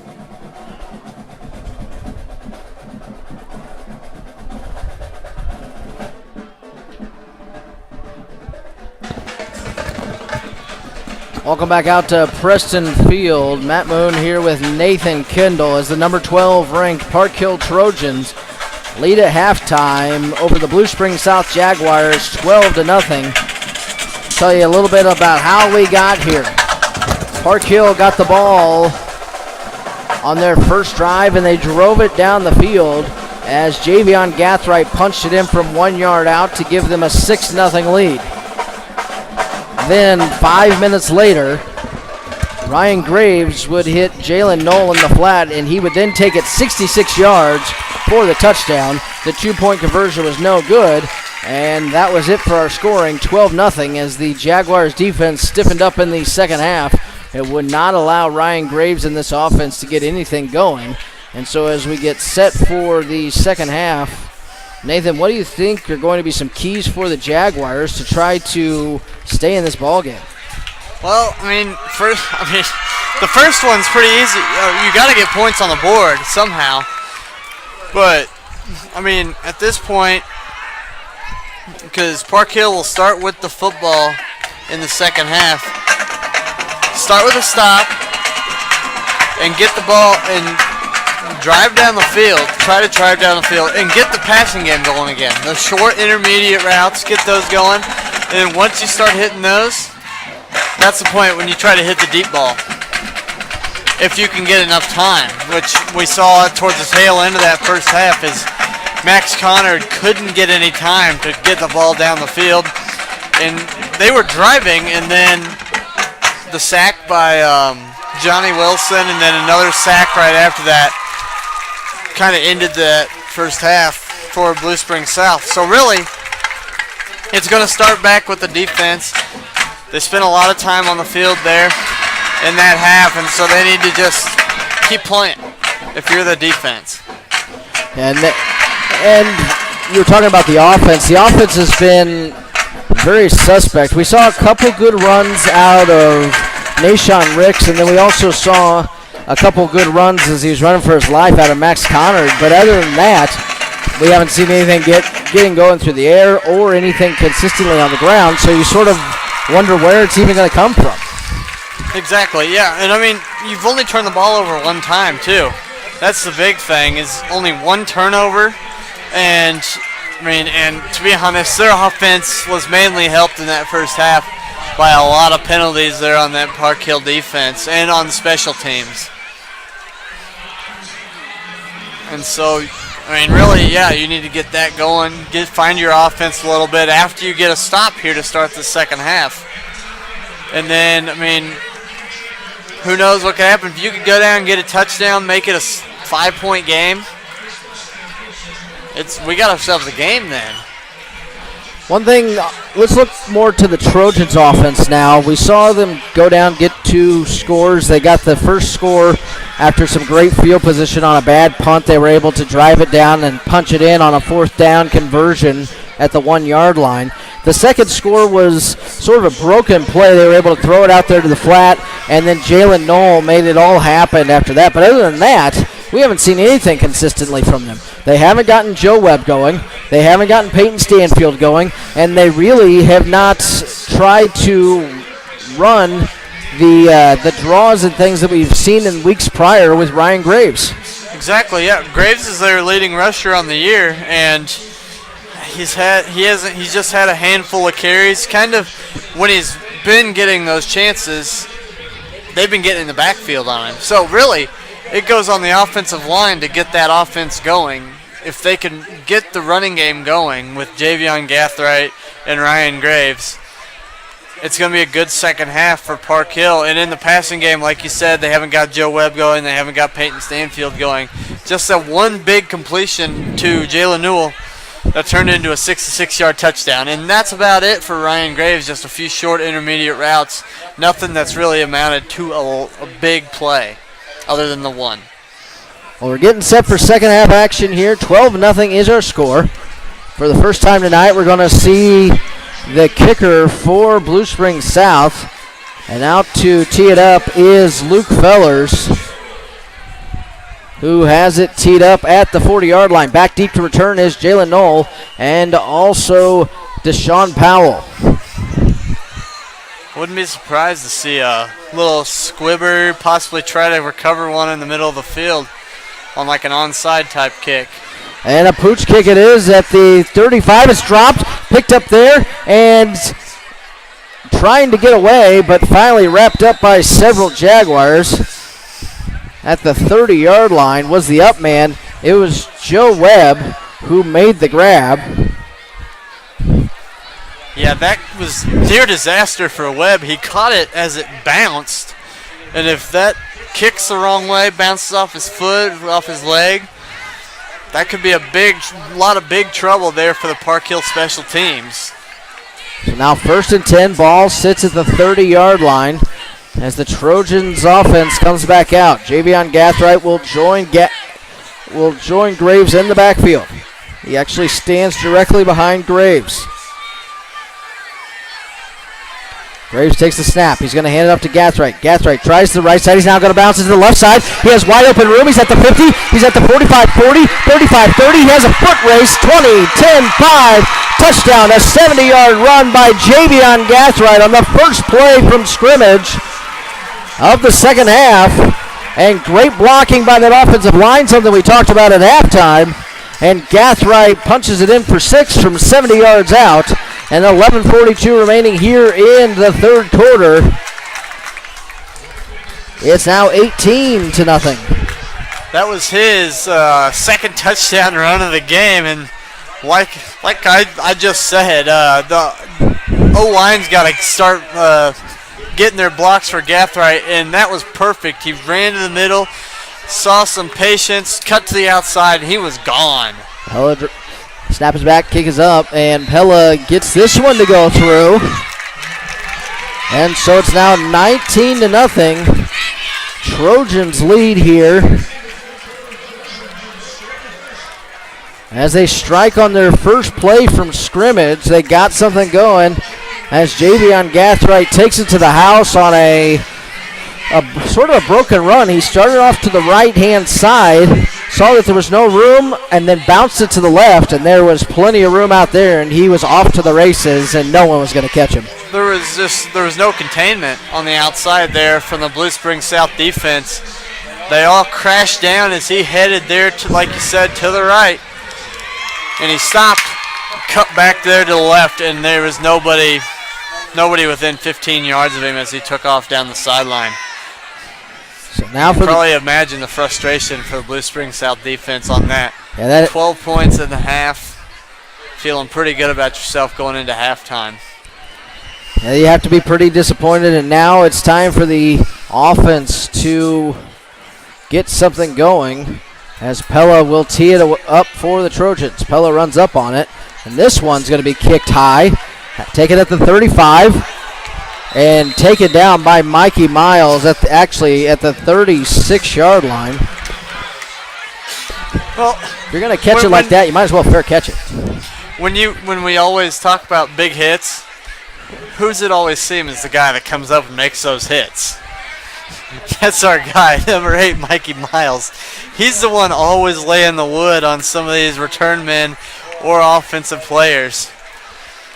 Looks like Mikey Miles might have come over with a stinger, having some trouble with his shoulder. Connor takes over at the 35-yard line. He hands off to Rich, who fumbles the football. Ball on the ground. It's going to be picked up by Hayden Wallace in his one hand, and he now has the ball. It's 1st and 10 for the Trojans at the 26-yard line. Wallace picks it up one-handed and takes it to the 26, and that's where the Trojans will take over. And it gets from bad to worse for the Blue Springs South. And that handoff didn't look like it got into the belly of Ricks, and so Ricks just let it slip away there. So after what looked like a good thing at halftime. And a unsportsmanlike penalty will go on the Park Hill defense. Here on the near side, a little bit of celebration penalty. That'll be back them up 15 yards. Not smart by some of the defensive players here on the near side. So that back them up, back to the 41 now. It's 15 yards from the spot. It'll be interesting to see who they put that on, because there's about 4 of them all on the field celebrating. So this will go down in the book. I'm not sure, depending on who they put it on, it'll go down in the book as an unsportsmanlike penalty. And if they get another one, they're gone for the rest of the ball game. Coach Hood's trying to figure out who this is going to be on.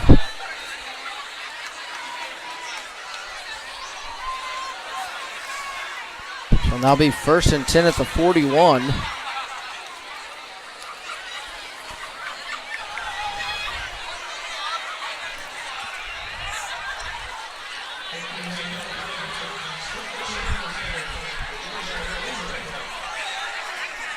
Chain guys, once again, a little slow in the uptake here.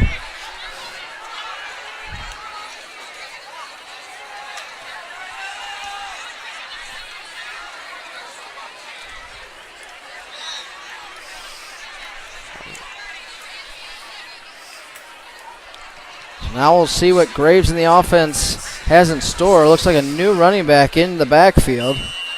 Now it's Paris Graves, the 5'10 freshman.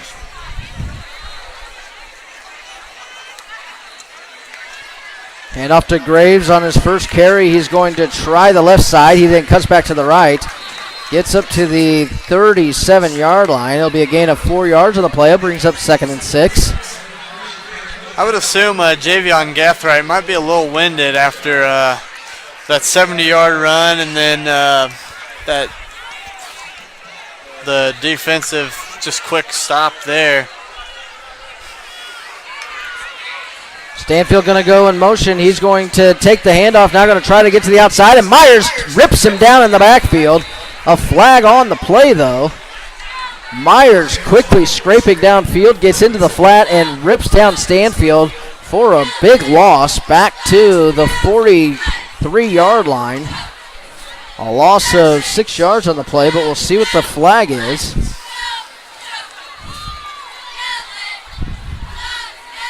Got a lot of conferencing about these flags. I don't know what's so hard about this.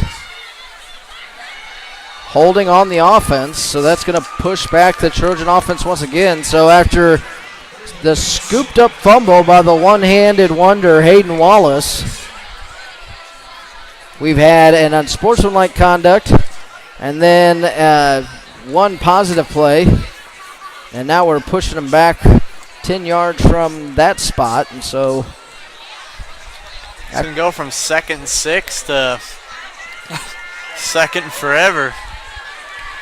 So the ball's now in their own territory as the ball will be spotted at the 46 of the Trojans. It's now 2nd and 22. 3 wide receivers to the near side, 1 to the far. Graves takes the snap. He's going to drop back to pass. No, he's going to roll out. Now throws it to the flat. He has Joe Webb. Webb trying to get down the field. Gets to the 40-yard line. Another flag on the play.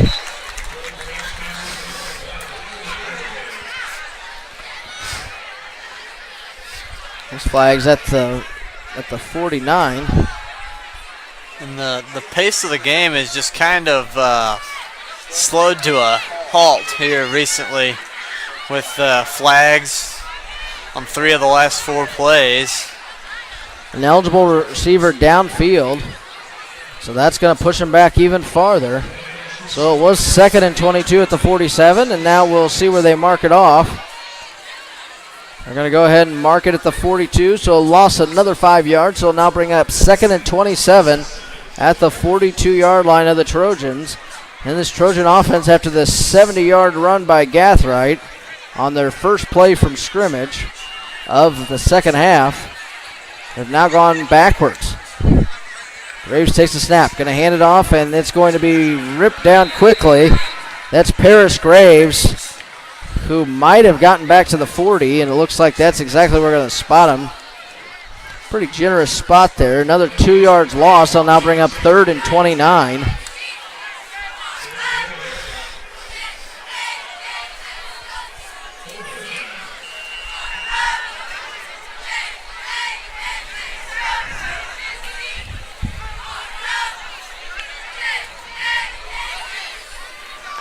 Ryan Graves looks over to the sideline.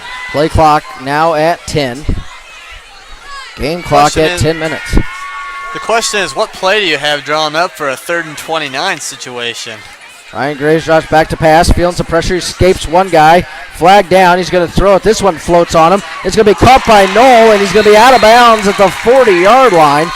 A big gain there, and it looks like another hold on the play. Now sort of a question here for Coach Euler. Do you push him back another 10 yards, give him another chance on 3rd down, or do you go ahead and take the play, make it 4th down, 4th and 9? I would push him back here again, so that way you set up a 3rd down and 39 or 40, whatever it ends up being.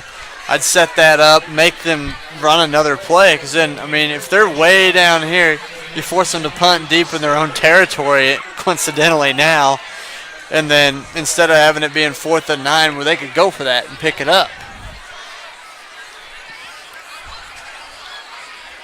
They're stepping it off.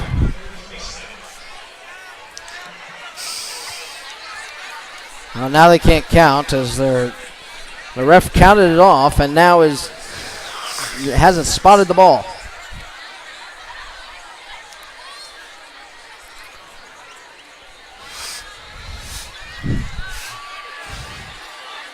So they're finally going to spot it at the 25-yard line. The nose is touching the 25. They have to get to the Jaguar 31 for a first down. So this is it's a distance. We'll just say that. It's now about 3rd and 44.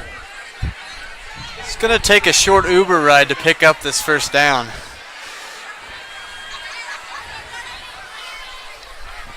I think if you're the Jaguars, if you give up this first down here, you might as well just go ahead and forfeit and walk out the door. Get the bus started. I'd expect a run play here, most likely, from the Park Hill offense. Graves lines up in the backfield. Ryan Graves is going to take it. He's going to run to the outside, and he's going to be ridden out of bounds. He gets up to the 34-yard line. That's not going to be enough for a first down, and so they'll come out to punt. Just a few inches short of that first down. So they'll bring up a 4th and 35. Ball sits at the 34-yard line. Heinrichsen it's to punt. Vavol back deep to return.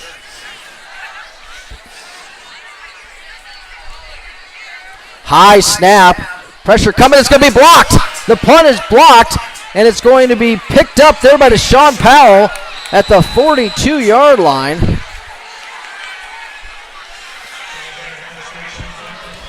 So Jaguars in business in Trojan territory. And if you think about it, for the Jaguars today, they've given up 2 big plays on defense. And really, other than that, they've been very staunch on defense. They just haven't been able to get anything going on offense. Yeah, they're in this game without those 2 big plays. I mean, they did the first score was a 1-yard run on a 4th and goal from about this far, from just inches shy of the goal line. Adam Connors now into the ball game. He's going to hand off the ball. This time he gives it off to Skylar Myers, and he's going to lose a yard back to the 43. It'll bring up 2nd and 11. That's an interesting situation developing there. Skylar Myers, he's just had 2 carries on the season, and they decided they needed a big running back in this game if they're going to pick up yards. And so Myers, 6'3", 215. He's just a linebacker typically in the game at running back now.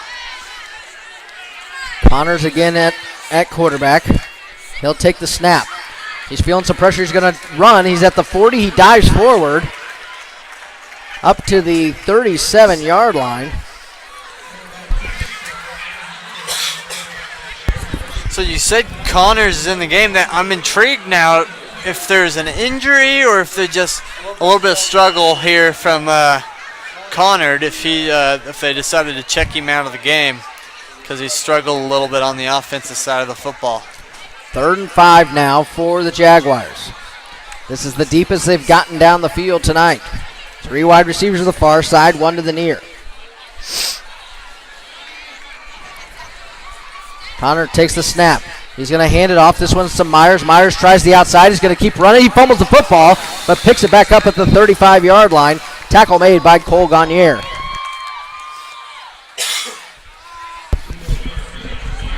It's only a 2-yard gain, so it'll bring up a 4th and 3. And now a decision for Coach Euler. I don't know if the kicker has quite the distance, nor do you really have the time. We know that a 58-yarder was kicked by the kicker at Liberty North tonight.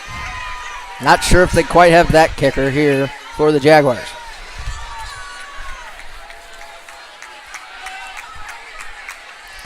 Going to be a quick toss out to the flat. It's going to be picked. Oh, no, tipped away by Bustamante. Intended receiver on the play was Isaiah Towie. And so the defense for the Trojans hold. And it's now 1st and 10, ball at the 35-yard line with 7:12 remaining here in the 3rd quarter. Interesting call there by by Coach Euler there to throw a little 5-yard out route instead of maybe trying to run the ball, run a little read option, quarterback draw, something like that. I would have probably run that play on a 3rd down and 5 there. Run that, set yourself up for a little closer, and go from there. Another new running back in the game, Eric Carey, in the backfield. It's going to be handoff to Carey. Carey's going to go straight ahead up to the 41-yard line. It's going to pick up of 6 yards on the play. He'll bring up 2nd and 4. At this point, if you're Park Hill, I mean, if I was Park Hill coach Josh Hood, I'd use my physicality up front with your big linemen. These have been pretty much the same linemen on the field for Blue Springs South, and I just start running the ball up the middle. Graves takes the snap again. Is going to hand it off to Carey. Carey running hard. Going to have close to the 1st down. Depends on the spot. And it is going to be enough for a 1st down as the ball's now spotted at the 45-yard line. 6:40 remaining here in the 3rd quarter. 19-0 is our score. The number 12 team in the 8-10 varsity top 25. The Trojans of Park Hill lead Blue Springs South. Here on Preston Field. Knoll goes in motion, and now a flag is thrown. Looks like it might be another false start. No, an offsides. Again, this is interesting because I swear the guard who's always pulling seems to always be moving just as the snap's happening. Somehow they're going to call offsides, and so ball will be spotted now at the 50-yard line. It'll be 1st and 5. Oh, it's one of those. He probably moves, and then the guy right over him there, the nose tackle, probably moves with him, and so they're going to call the penalty there. But just the interpretation there. Again, hand off to Graves. Carey's going to run hard again. Going to have enough for a 1st down as he dives forward to the Jaguar 45. Orlando is going to be credited with the stop. Oh, they're going to mark it short. That's interesting. The side judge had enough for a 1st down. They're going to say he only got to the 46-yard line. Quick snap here again. Hand off to Carey, and again, Carey's just going to bust it inside. 2-yard gain. That's going to be enough for a 1st down on 2nd and 1. And it'll bring up 1st and 10. Now ball sits at the 44. And the Trojans nearly caught Blue Springs South with too many guys on the field. They had linemen running on and off the field, and they nearly got him. This Eric Carey is running hard here for the Trojans. Graves. Fake handoff to Carey. Now he's going to throw it down the field. He has Stanfield. Stanfield makes the grab and unable to corral it, as coming over to break it up was Darian Booker, but there's a flag on the play.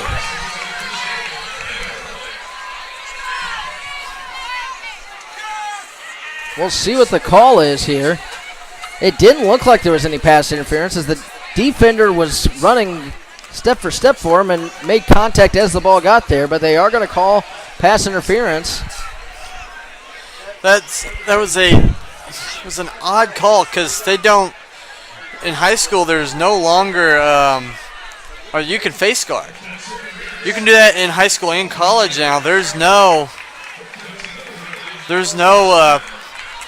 that's not pass interference anymore, and he just had his arms straight up and down. So it was an interesting call, because it looked like he was just straight up and down like that. Ball hit his hands and fell incomplete, but the coaching box next to us is not happy.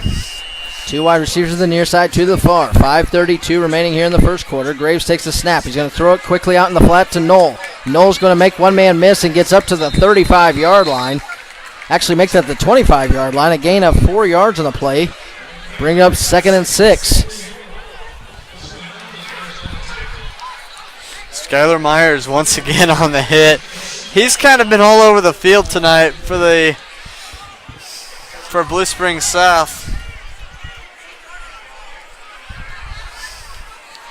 Hand off to Carey straight ahead, and he's going to run over the defender.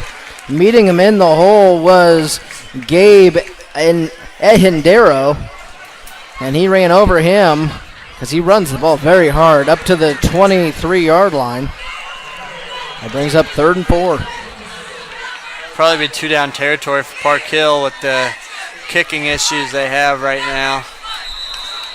And now they're going to call offsides as Ahendero jumped into the neutral zone. And once again, Ryan Graves gets him on that fake clap that he seems to do. The majority of these penalties have been the encroachment variety for Blue Springs South.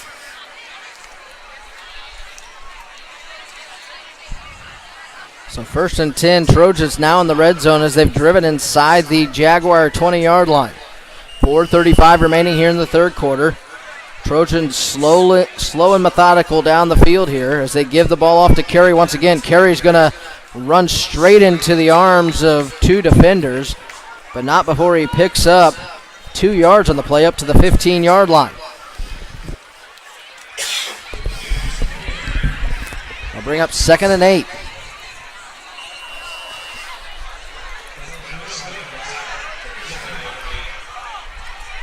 Second and 8. 4 wide receiver set once again. Again, handoff to Carey. No, it's going to be fake. It's now going to be rolled to the right. He's going to throw it for Samburski, and off of his fingertips, incomplete. He had Samburski on the wheel route, was unable to make the connection, and it'll bring up 3rd and 8 at the 14. That was if he throws that just a little bit wider, that's a catch and an easy touchdown for Samburski. And he ran a perfect wheel route, did Evan Samburski. Stanfield and Samburski to the near side. Knoll and Webb to the far, and another offsides. And this one, the most egregious of them all. Dallas Lee, the nose tackle, jumped even though the ball was still sitting there. I can get somebody getting caught up on the clap if you're more on the outside, but when you're right over the ball to jump, that's not when you stand up and shove the center. Yeah, that's not good. So they'll now move the ball down to the 10-yard line. They need to get to the 7 for a first down. Myers almost jumps into the neutral zone. 16 seconds on the play clock as Graves looks over to the sideline. Carey again standing in the backfield, this time to the right side of Graves. It's going to be a handoff to Carey. Carey slips through the first tackler. Looks to have enough for another first down up to the 7-yard line. He gets up to the 6. And now bring up 1st and goal now at the 6 for the Trojans. As this drive, they have just been eating up the clock. The clock is now at 3:45 and rolling for the Trojans here in the third quarter. They lead 19-0, trying to get down to give themselves a 4-touchdown lead. Graves now moves Carey to his left. Graves takes the snap. Now going to throw to the back corner to Knoll. He's going to grab. No, incomplete. He did not get the foot in bounds. He did make the grab. Great coverage there by Miles Abdal, who came over and pushed him out of bounds. But you got to give credit to Jalen Newell on that. Went up, high pointed the football, brought it in, but just couldn't get that 1 foot in bounds. So Graves has gone to all of his receivers on this drive except for Joe Webb. You have to think it's coming. Handoff to Carey, and Carey slips through the first line of defenders, gets down to the 3-yard line before he's taken down there by Orlando. They'll now bring up 3rd and goal as the ball sits at the 3-yard line. Trojans quickly get up on the ball. Again, handoff to Carey. He slips through the first tackle. He dives into the end zone for a touchdown. Touchdown, Eric Carey from 3 yards out. And at 3:03 remaining here in the third quarter, it's now 25-0.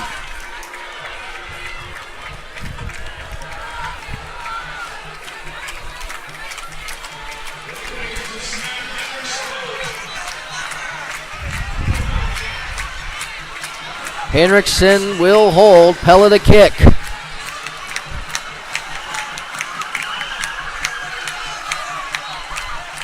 Another offsides, as Park Hill, like Park Hill South, always seems to get people when they get them to jump on as they drop into their snap on special teams.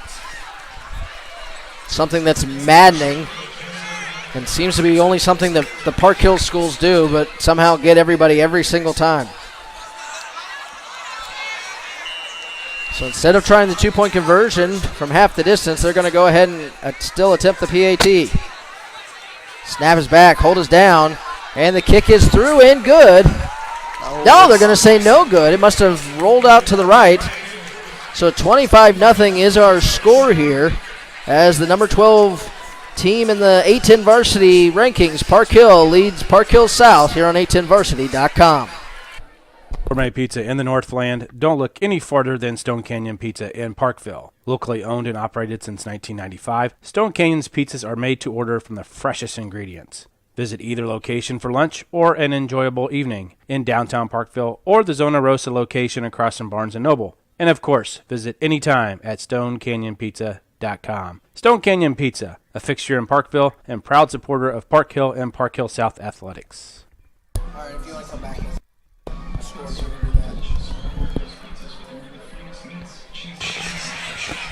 25-0 is our score here at Preston Field as Park Hill leads Blue Springs South tonight in a game that the score looks lopsided, but this game has been a lot closer for most of the night.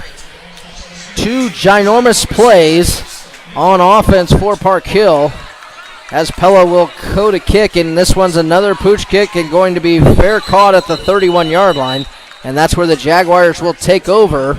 1st and 10 at their own 31, and Nathan, you had some scores that you said were pretty interesting during the break. Yeah, Blue Springs leads Liberty North 14-13. I'm as shocked as a lot of people would be with that score. I figured Blue Springs would kind of take control of that game, pull away a little bit. Lee Summit West has now started pulling away. They're running away from Liberty 45-21. Park Hill South 21-13 lead on Truman for all the Park Hill fans. And we got a pick. It's Mikey Miles picks the ball off in the flat and runs it back for a touchdown. The Adam Connors pass to the flat was picked off by Mikey Miles, and at 2:54 remaining here in the third quarter, Miles takes it to the house from 31 yards out for the touchdown, and this one is turned into a laugher.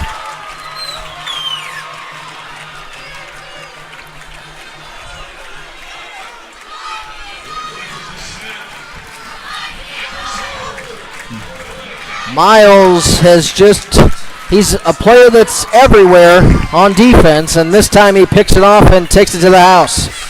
So Pella will line up to attempt the extra point. Snap.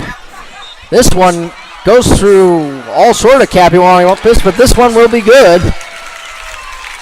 It's now 32-0. Park Hill leads Blue Springs South. And this game is getting out of hand. We'll take another quick break here on A10varsity.com. Chiefs checking from Community America gets you closer to the game. Is there any better way to get closer? Hey, man. Go long.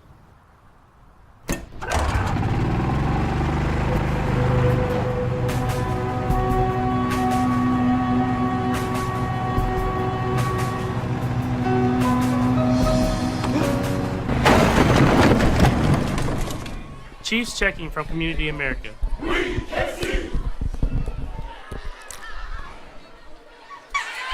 32-0 is our score as the number 12 team in A10 varsity poll has shown out tonight. This game was pretty close. First half was 12-0, but 20 points here in the third quarter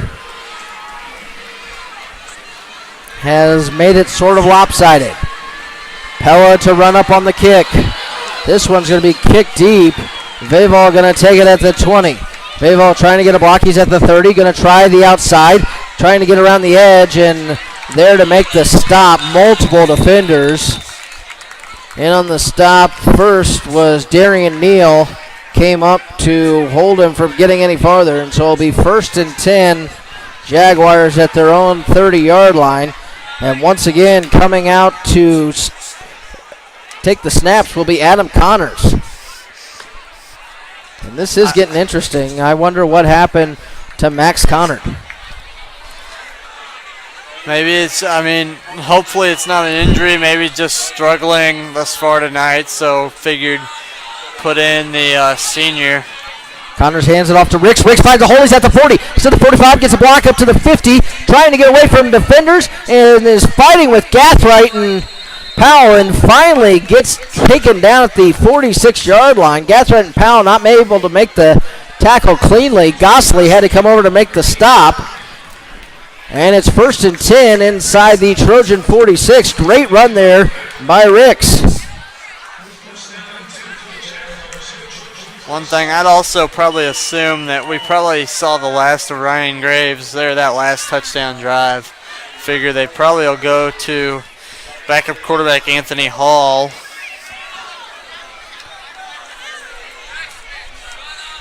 Two wide receivers to the far side, one to the near. Connors takes the snap. He's going to drop back to pass, throws, and it's going to be knocked down. Incomplete.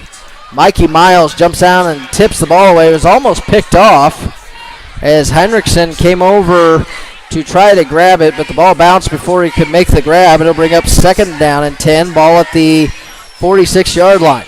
2:12 remaining here in the third quarter. We thank you for joining us on 810varsity.com. I'm Matt Moon along with Nathan Kendall. We've been bringing you all the action here. This Week 7 action in a game that last year was really close. 24-20 was the score. This year, it's been big plays that have really put the Trojans over the top, and the offense for the Jaguars just not able to get anything going. Nashawn Ricks is in the backfield, and now we got a timeout. Coach Euler, as the clock was running down, it was almost delay of game. We'll take a run with them here. 32-0's our score on 810varsity.com. Whether it's a car accident, storm damage, or a fire, when the unthinkable happens, it doesn't matter if you saved money in 15 minutes. In this moment, it doesn't matter if your neighbor has the same insurance you do. In this moment, what matters is that your independent insurance agent and the company that stands behind them have you covered. Auto Owners Insurance, the no-problem people. Visit Briar Payne Mead Insurance in Kansas City today at bpminsurance.com or call 913-402-9576. That's 913-402-9576 and ask about Auto Owners Insurance today.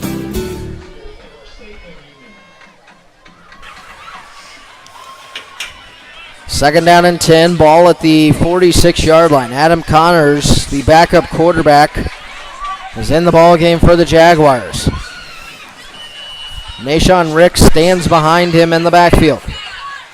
Connors takes the snap. He's going to hand off to Ricks once again. Ricks driving forward. He breaks more tackles up to the 35. Should have enough for another first down for the Jaguars.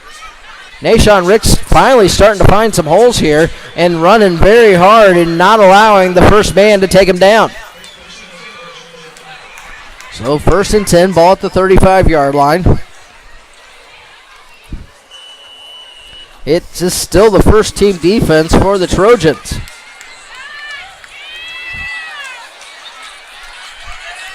Connors takes the high snap. He's going to hand it off to Ricks, and Ricks is met in the backfield trying to break away and not able to get past Hayden Wallace. Also in on the stop was James Gore. They drop him back to the 39, a loss of 4 yards on first down. They'll bring up 2nd and 14.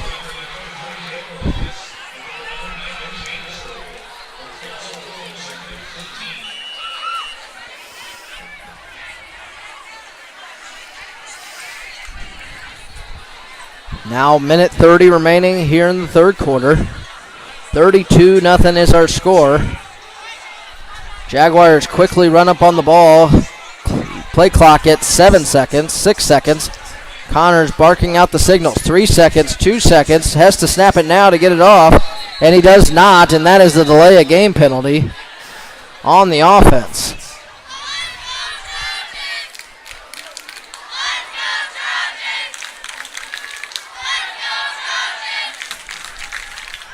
So they'll march it back to the 45-yard line.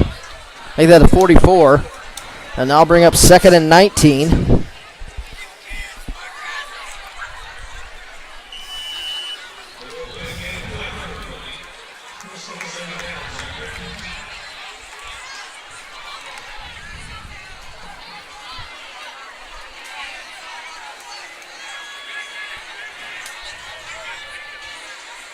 Connors takes the snap.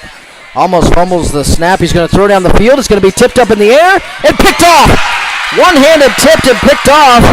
This one's picked off by Deshaun Powell. He tipped the ball up in the air, was able to pick it off the tip. And a great interception, as it'll be 1st and 10 Trojans at their own 40-yard line.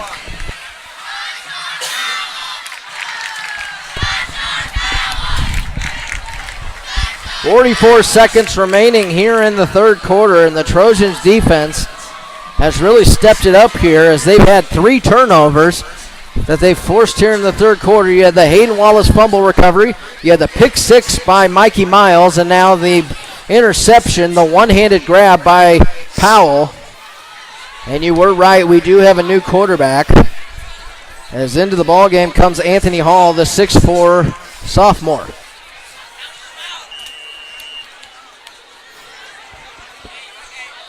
In the backfield with him is Paris Graves, the freshman.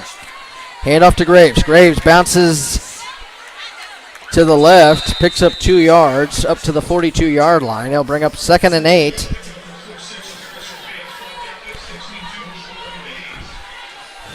Graves looks like the games might be a little bit too quick for him just yet. He seems to be bouncing around a little bit more than you would normally have him. You normally like him just to run it straight ahead.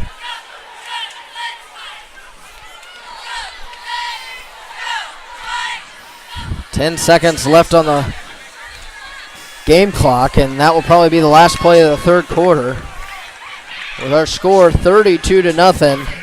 2nd and 8 at the 42. Will be what it will be when we get back. Fourth quarter, 32-0 is our score here on 810varsity.com.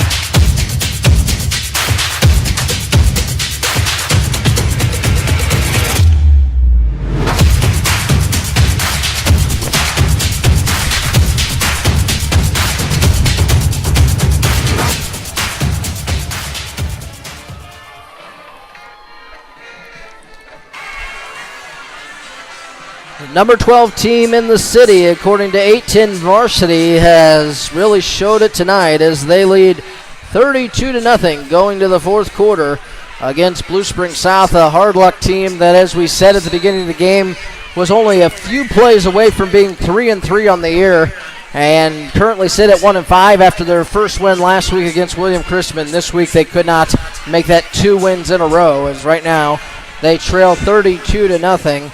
And we're seeing a lot of backups in for the Trojans. Anthony Hall into the ball game at quarterback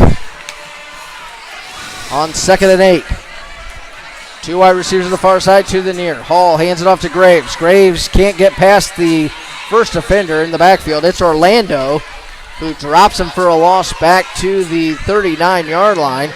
It'll be a loss of 3 on the play. It'll bring up 3rd and 11 now.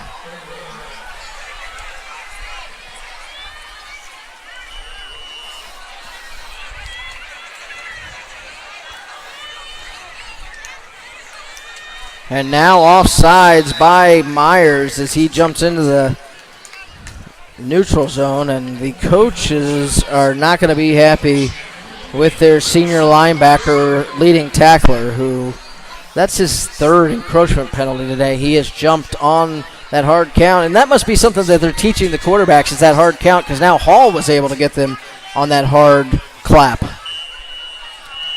Yeah, then all the Park Hill quarterbacks that we've seen do that really, really well. So 3rd and 7, ball at the 43-yard line. 11:20 remaining here in the football game as Graves moves from left to right in the backfield. Hall looks over the sideline. He has 5 seconds on the play clock.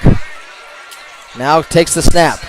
Hall looking down the middle of the field, throws to his intended receiver. It's incomplete, but there's going to be a flag on the play. He is trying to get it to Sam Bursky. It looks like they're going to call a defensive holding possible. That one's going to be on Miles Ofdahl.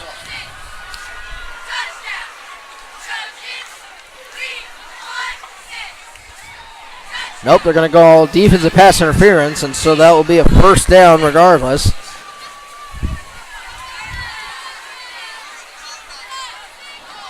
Look more like defensive holding almost, because the ball was a little bit farther away from him than... Yeah, I agree. It looked like he just grabbed the back of his jersey, and so it looked a lot like just a holding, but they'll go ahead and give him the pass interference.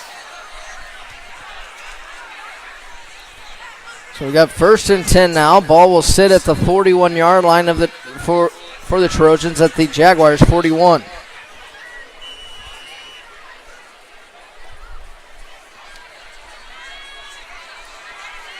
Hall takes the snap. He's going to hand it off to Graves.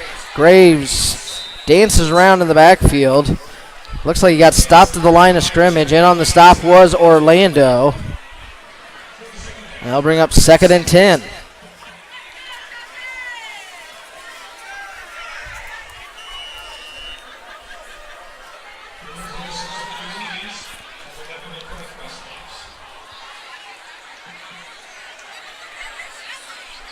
Hall takes the snap, going to hand off to Graves. Graves breaks back to the first wave of defenders. He's to the 30, to the 30, 25, 20, and tripped up there at the 25, but was able to bounce down to the 15. He was finally taken down by Darian Booker, who saved the touchdown. Looks like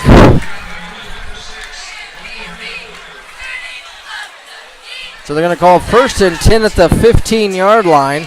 Great run there by Paris Graves after he break through the first line of defense. Hall takes the snap, going to hand it off to Graves again. He spins right into the defender. He went to the well one too many times with the spin move, and Jacob McCubbin comes up to make the stop. 1 yard gain on the play, though. It will bring up 2nd and 9. As the clock ticks under 10 minutes remaining here in the ball game. Two wide receivers to the near side, two to the far. Hall stands in the shotgun. He's going to hand it off to Graves. Graves tries to bounce to the outside, and Skylar Myers has other plans for him as he rips him down at the 15-yard line. It's going to be a loss of a yard on the play. It'll bring up a 3rd and 11 from the 15. And the way the kicking game's going, this is definitely a 2-down territory.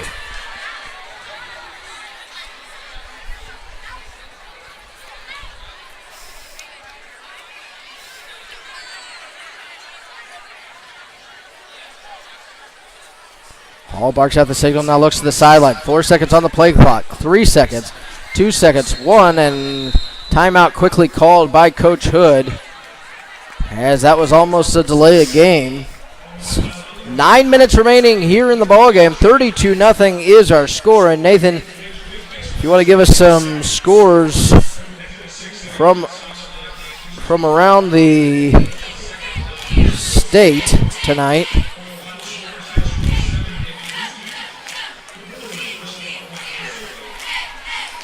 Lee Summit North blows out Lee Summit 42-0, and that was kind of supposed to be kind of a closer game than that. Staley 48-0 on Central, St. Joe Central, that is. Blue Springs now just clinging to a 21-19 lead on Liberty North. That's an interesting score. 52-35, Lee Summit West leads Liberty. Platte County 21, Ray Peck 14, Park Hill South 21, Truman 13. Raytown holding a 22-21 lead on Fort Osage. North Kansas City 27, Hickman 20. Those are our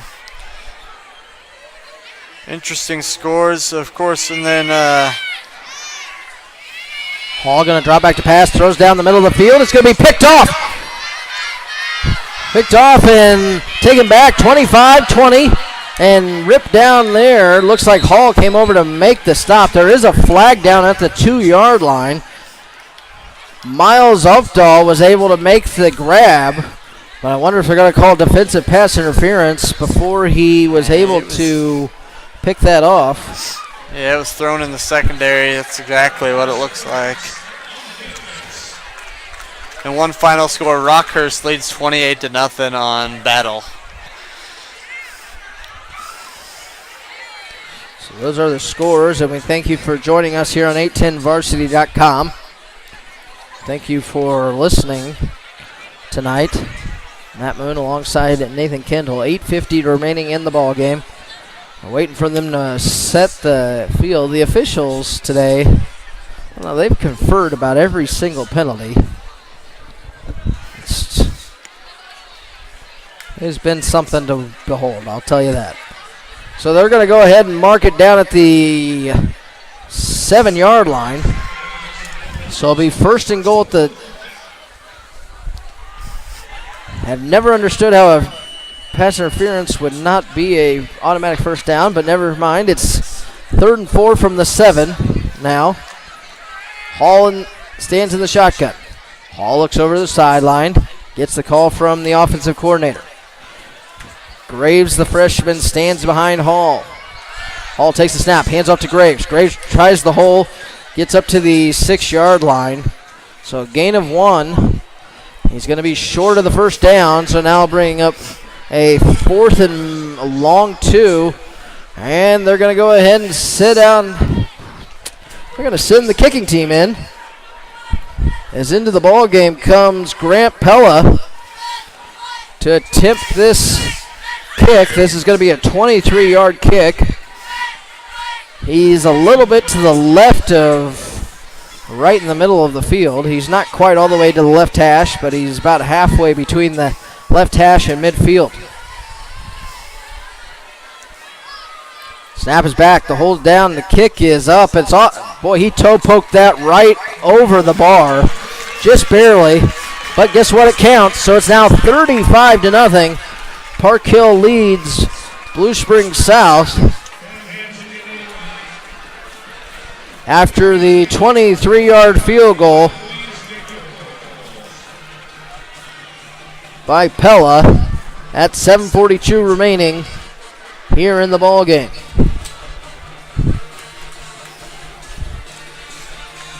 So now they're right back onto the 35 where they got behind, missing 3 extra points earlier on. Now they're right back onto the 5-touchdown lead.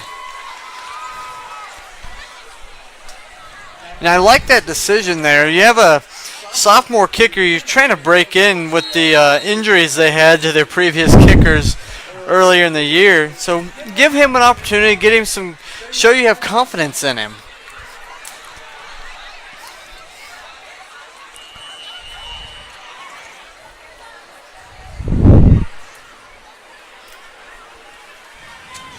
So Pella tees it up. And now he kicks it away. This is his best kickoff of the night, taken at the 10 by Vaval.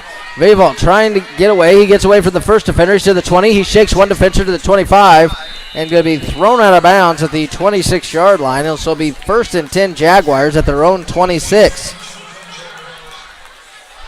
As we continue to see at least most of the starters on this Park Hill defense, which kind of surprises me. Well, especially when you think about next week, they're playing against Staley right here for their senior night.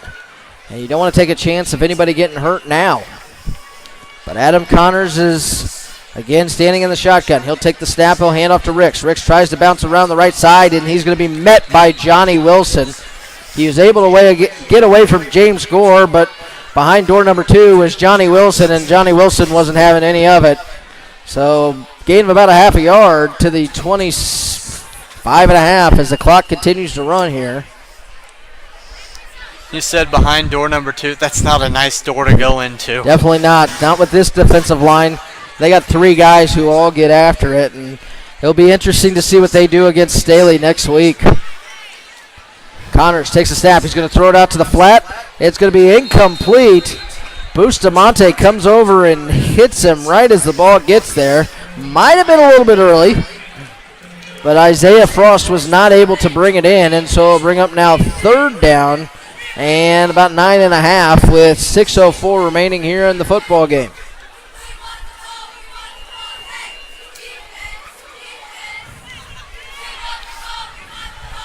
And the coaching box not happy as quite a few pass interference calls have gone against them for a little bit less. Connors is going to roll out to his right. He's going to throw downfield and throw wide of his intended receiver. Again, trying to get the ball to Isaiah Towie, and they are unable to connect. And so they'll bring up 4th and 9.5 with 5:32 remaining, and out will come the punting unit. New punter into the ball game. Looks like Gabe Billingsley, the 6'4 defensive lineman, is going to take a shot at this. Back deep to return is Reyes. Anthony Reyes, who hasn't actually gotten a chance to return a kick tonight. He's been back deep to return on several occasions, but then they will switch out Deshaun Powell for him sometimes. So Billingsley took 10 years to get that punt off, but got it away. Might have been tipped a little bit. It's going to be downed at the 41-yard line. No flag on the play, even though it looks like Johnny Wilson might have ran into him a little bit, maybe a little incidental. They're going to say it's the 42. referee back here did say he was signaling deflected, so there was no flag to be thrown there. So 4:35 remaining here in the ball game. Trojans take over at the Jaguar 42. 35-0's our score. Clock will continue to run.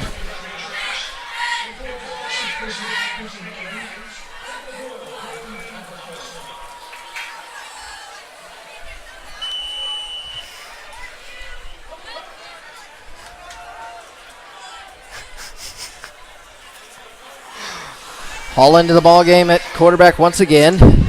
Joining him in the backfield this time is Eric Carey, who earlier in the ball game had a nice 3-yard touchdown run. Hand off to Carey. He's going to run straight ahead to the 40-yard line. A gain of 2 yards on the play. They'll bring up 2nd and 8.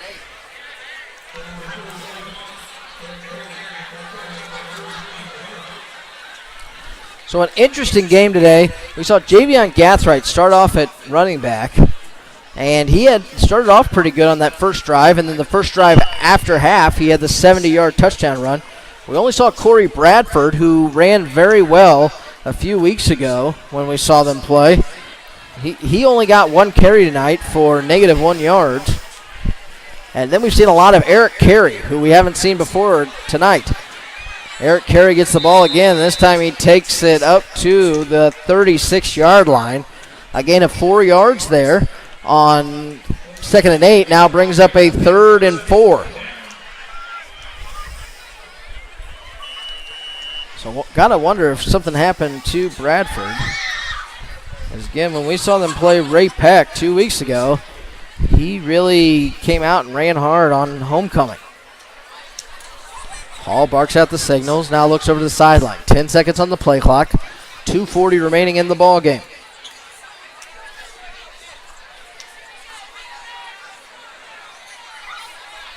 High snap over to Hall's head, and he's just going to jump on it. Smart play there, as not a lot was going on there, as it drops him back to the 44-yard line. Getting credit for that stop will be Justin Kennedy, the 6'1 junior, who was the first man back. And it's now 4th down with 2:10 remaining.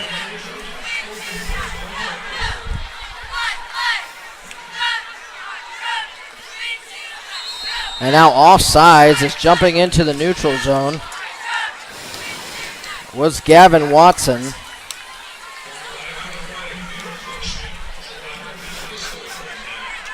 Coaches in the other coaching box for the Jaguars have thrown their headsets at least 5 times. 5 wide receivers set now. Hall stands all alone in the backfield. Now they're going to go to the pooch punt formation. Hall, nice spiraling punt. Drops at the 5 and is going to roll into the end zone for a touchback. And so with 1:12 remaining here in the ball game, Jaguars take over at their own 20, trailing 35-0. One thing to talk about, you were talking about Gathright. Ended up tonight with 10 carries, had 111 yards. He'll be the first 100-yard rusher for Park Hill this season, and this is week 7. The closest they had to it prior to that was Ryan Graves.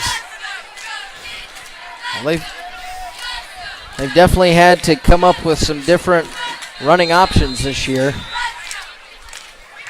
As last year they had 2 very good running backs and both graduated. 30 seconds remaining. A gain of 6 yards there on that play. Now we'll see if they'll even get another play off. They don't have to snap the ball again. And it doesn't look like they're going to. It looks like Coach Euler's going to call them off the sideline, and that's going to be the ball game. 35-0's our score here as Park Hill wins it over Blue Springs South. Park Hill goes to 5-2 on the year. Blue Springs South falls to 1-5. Again, play of the game was Javion Gathright.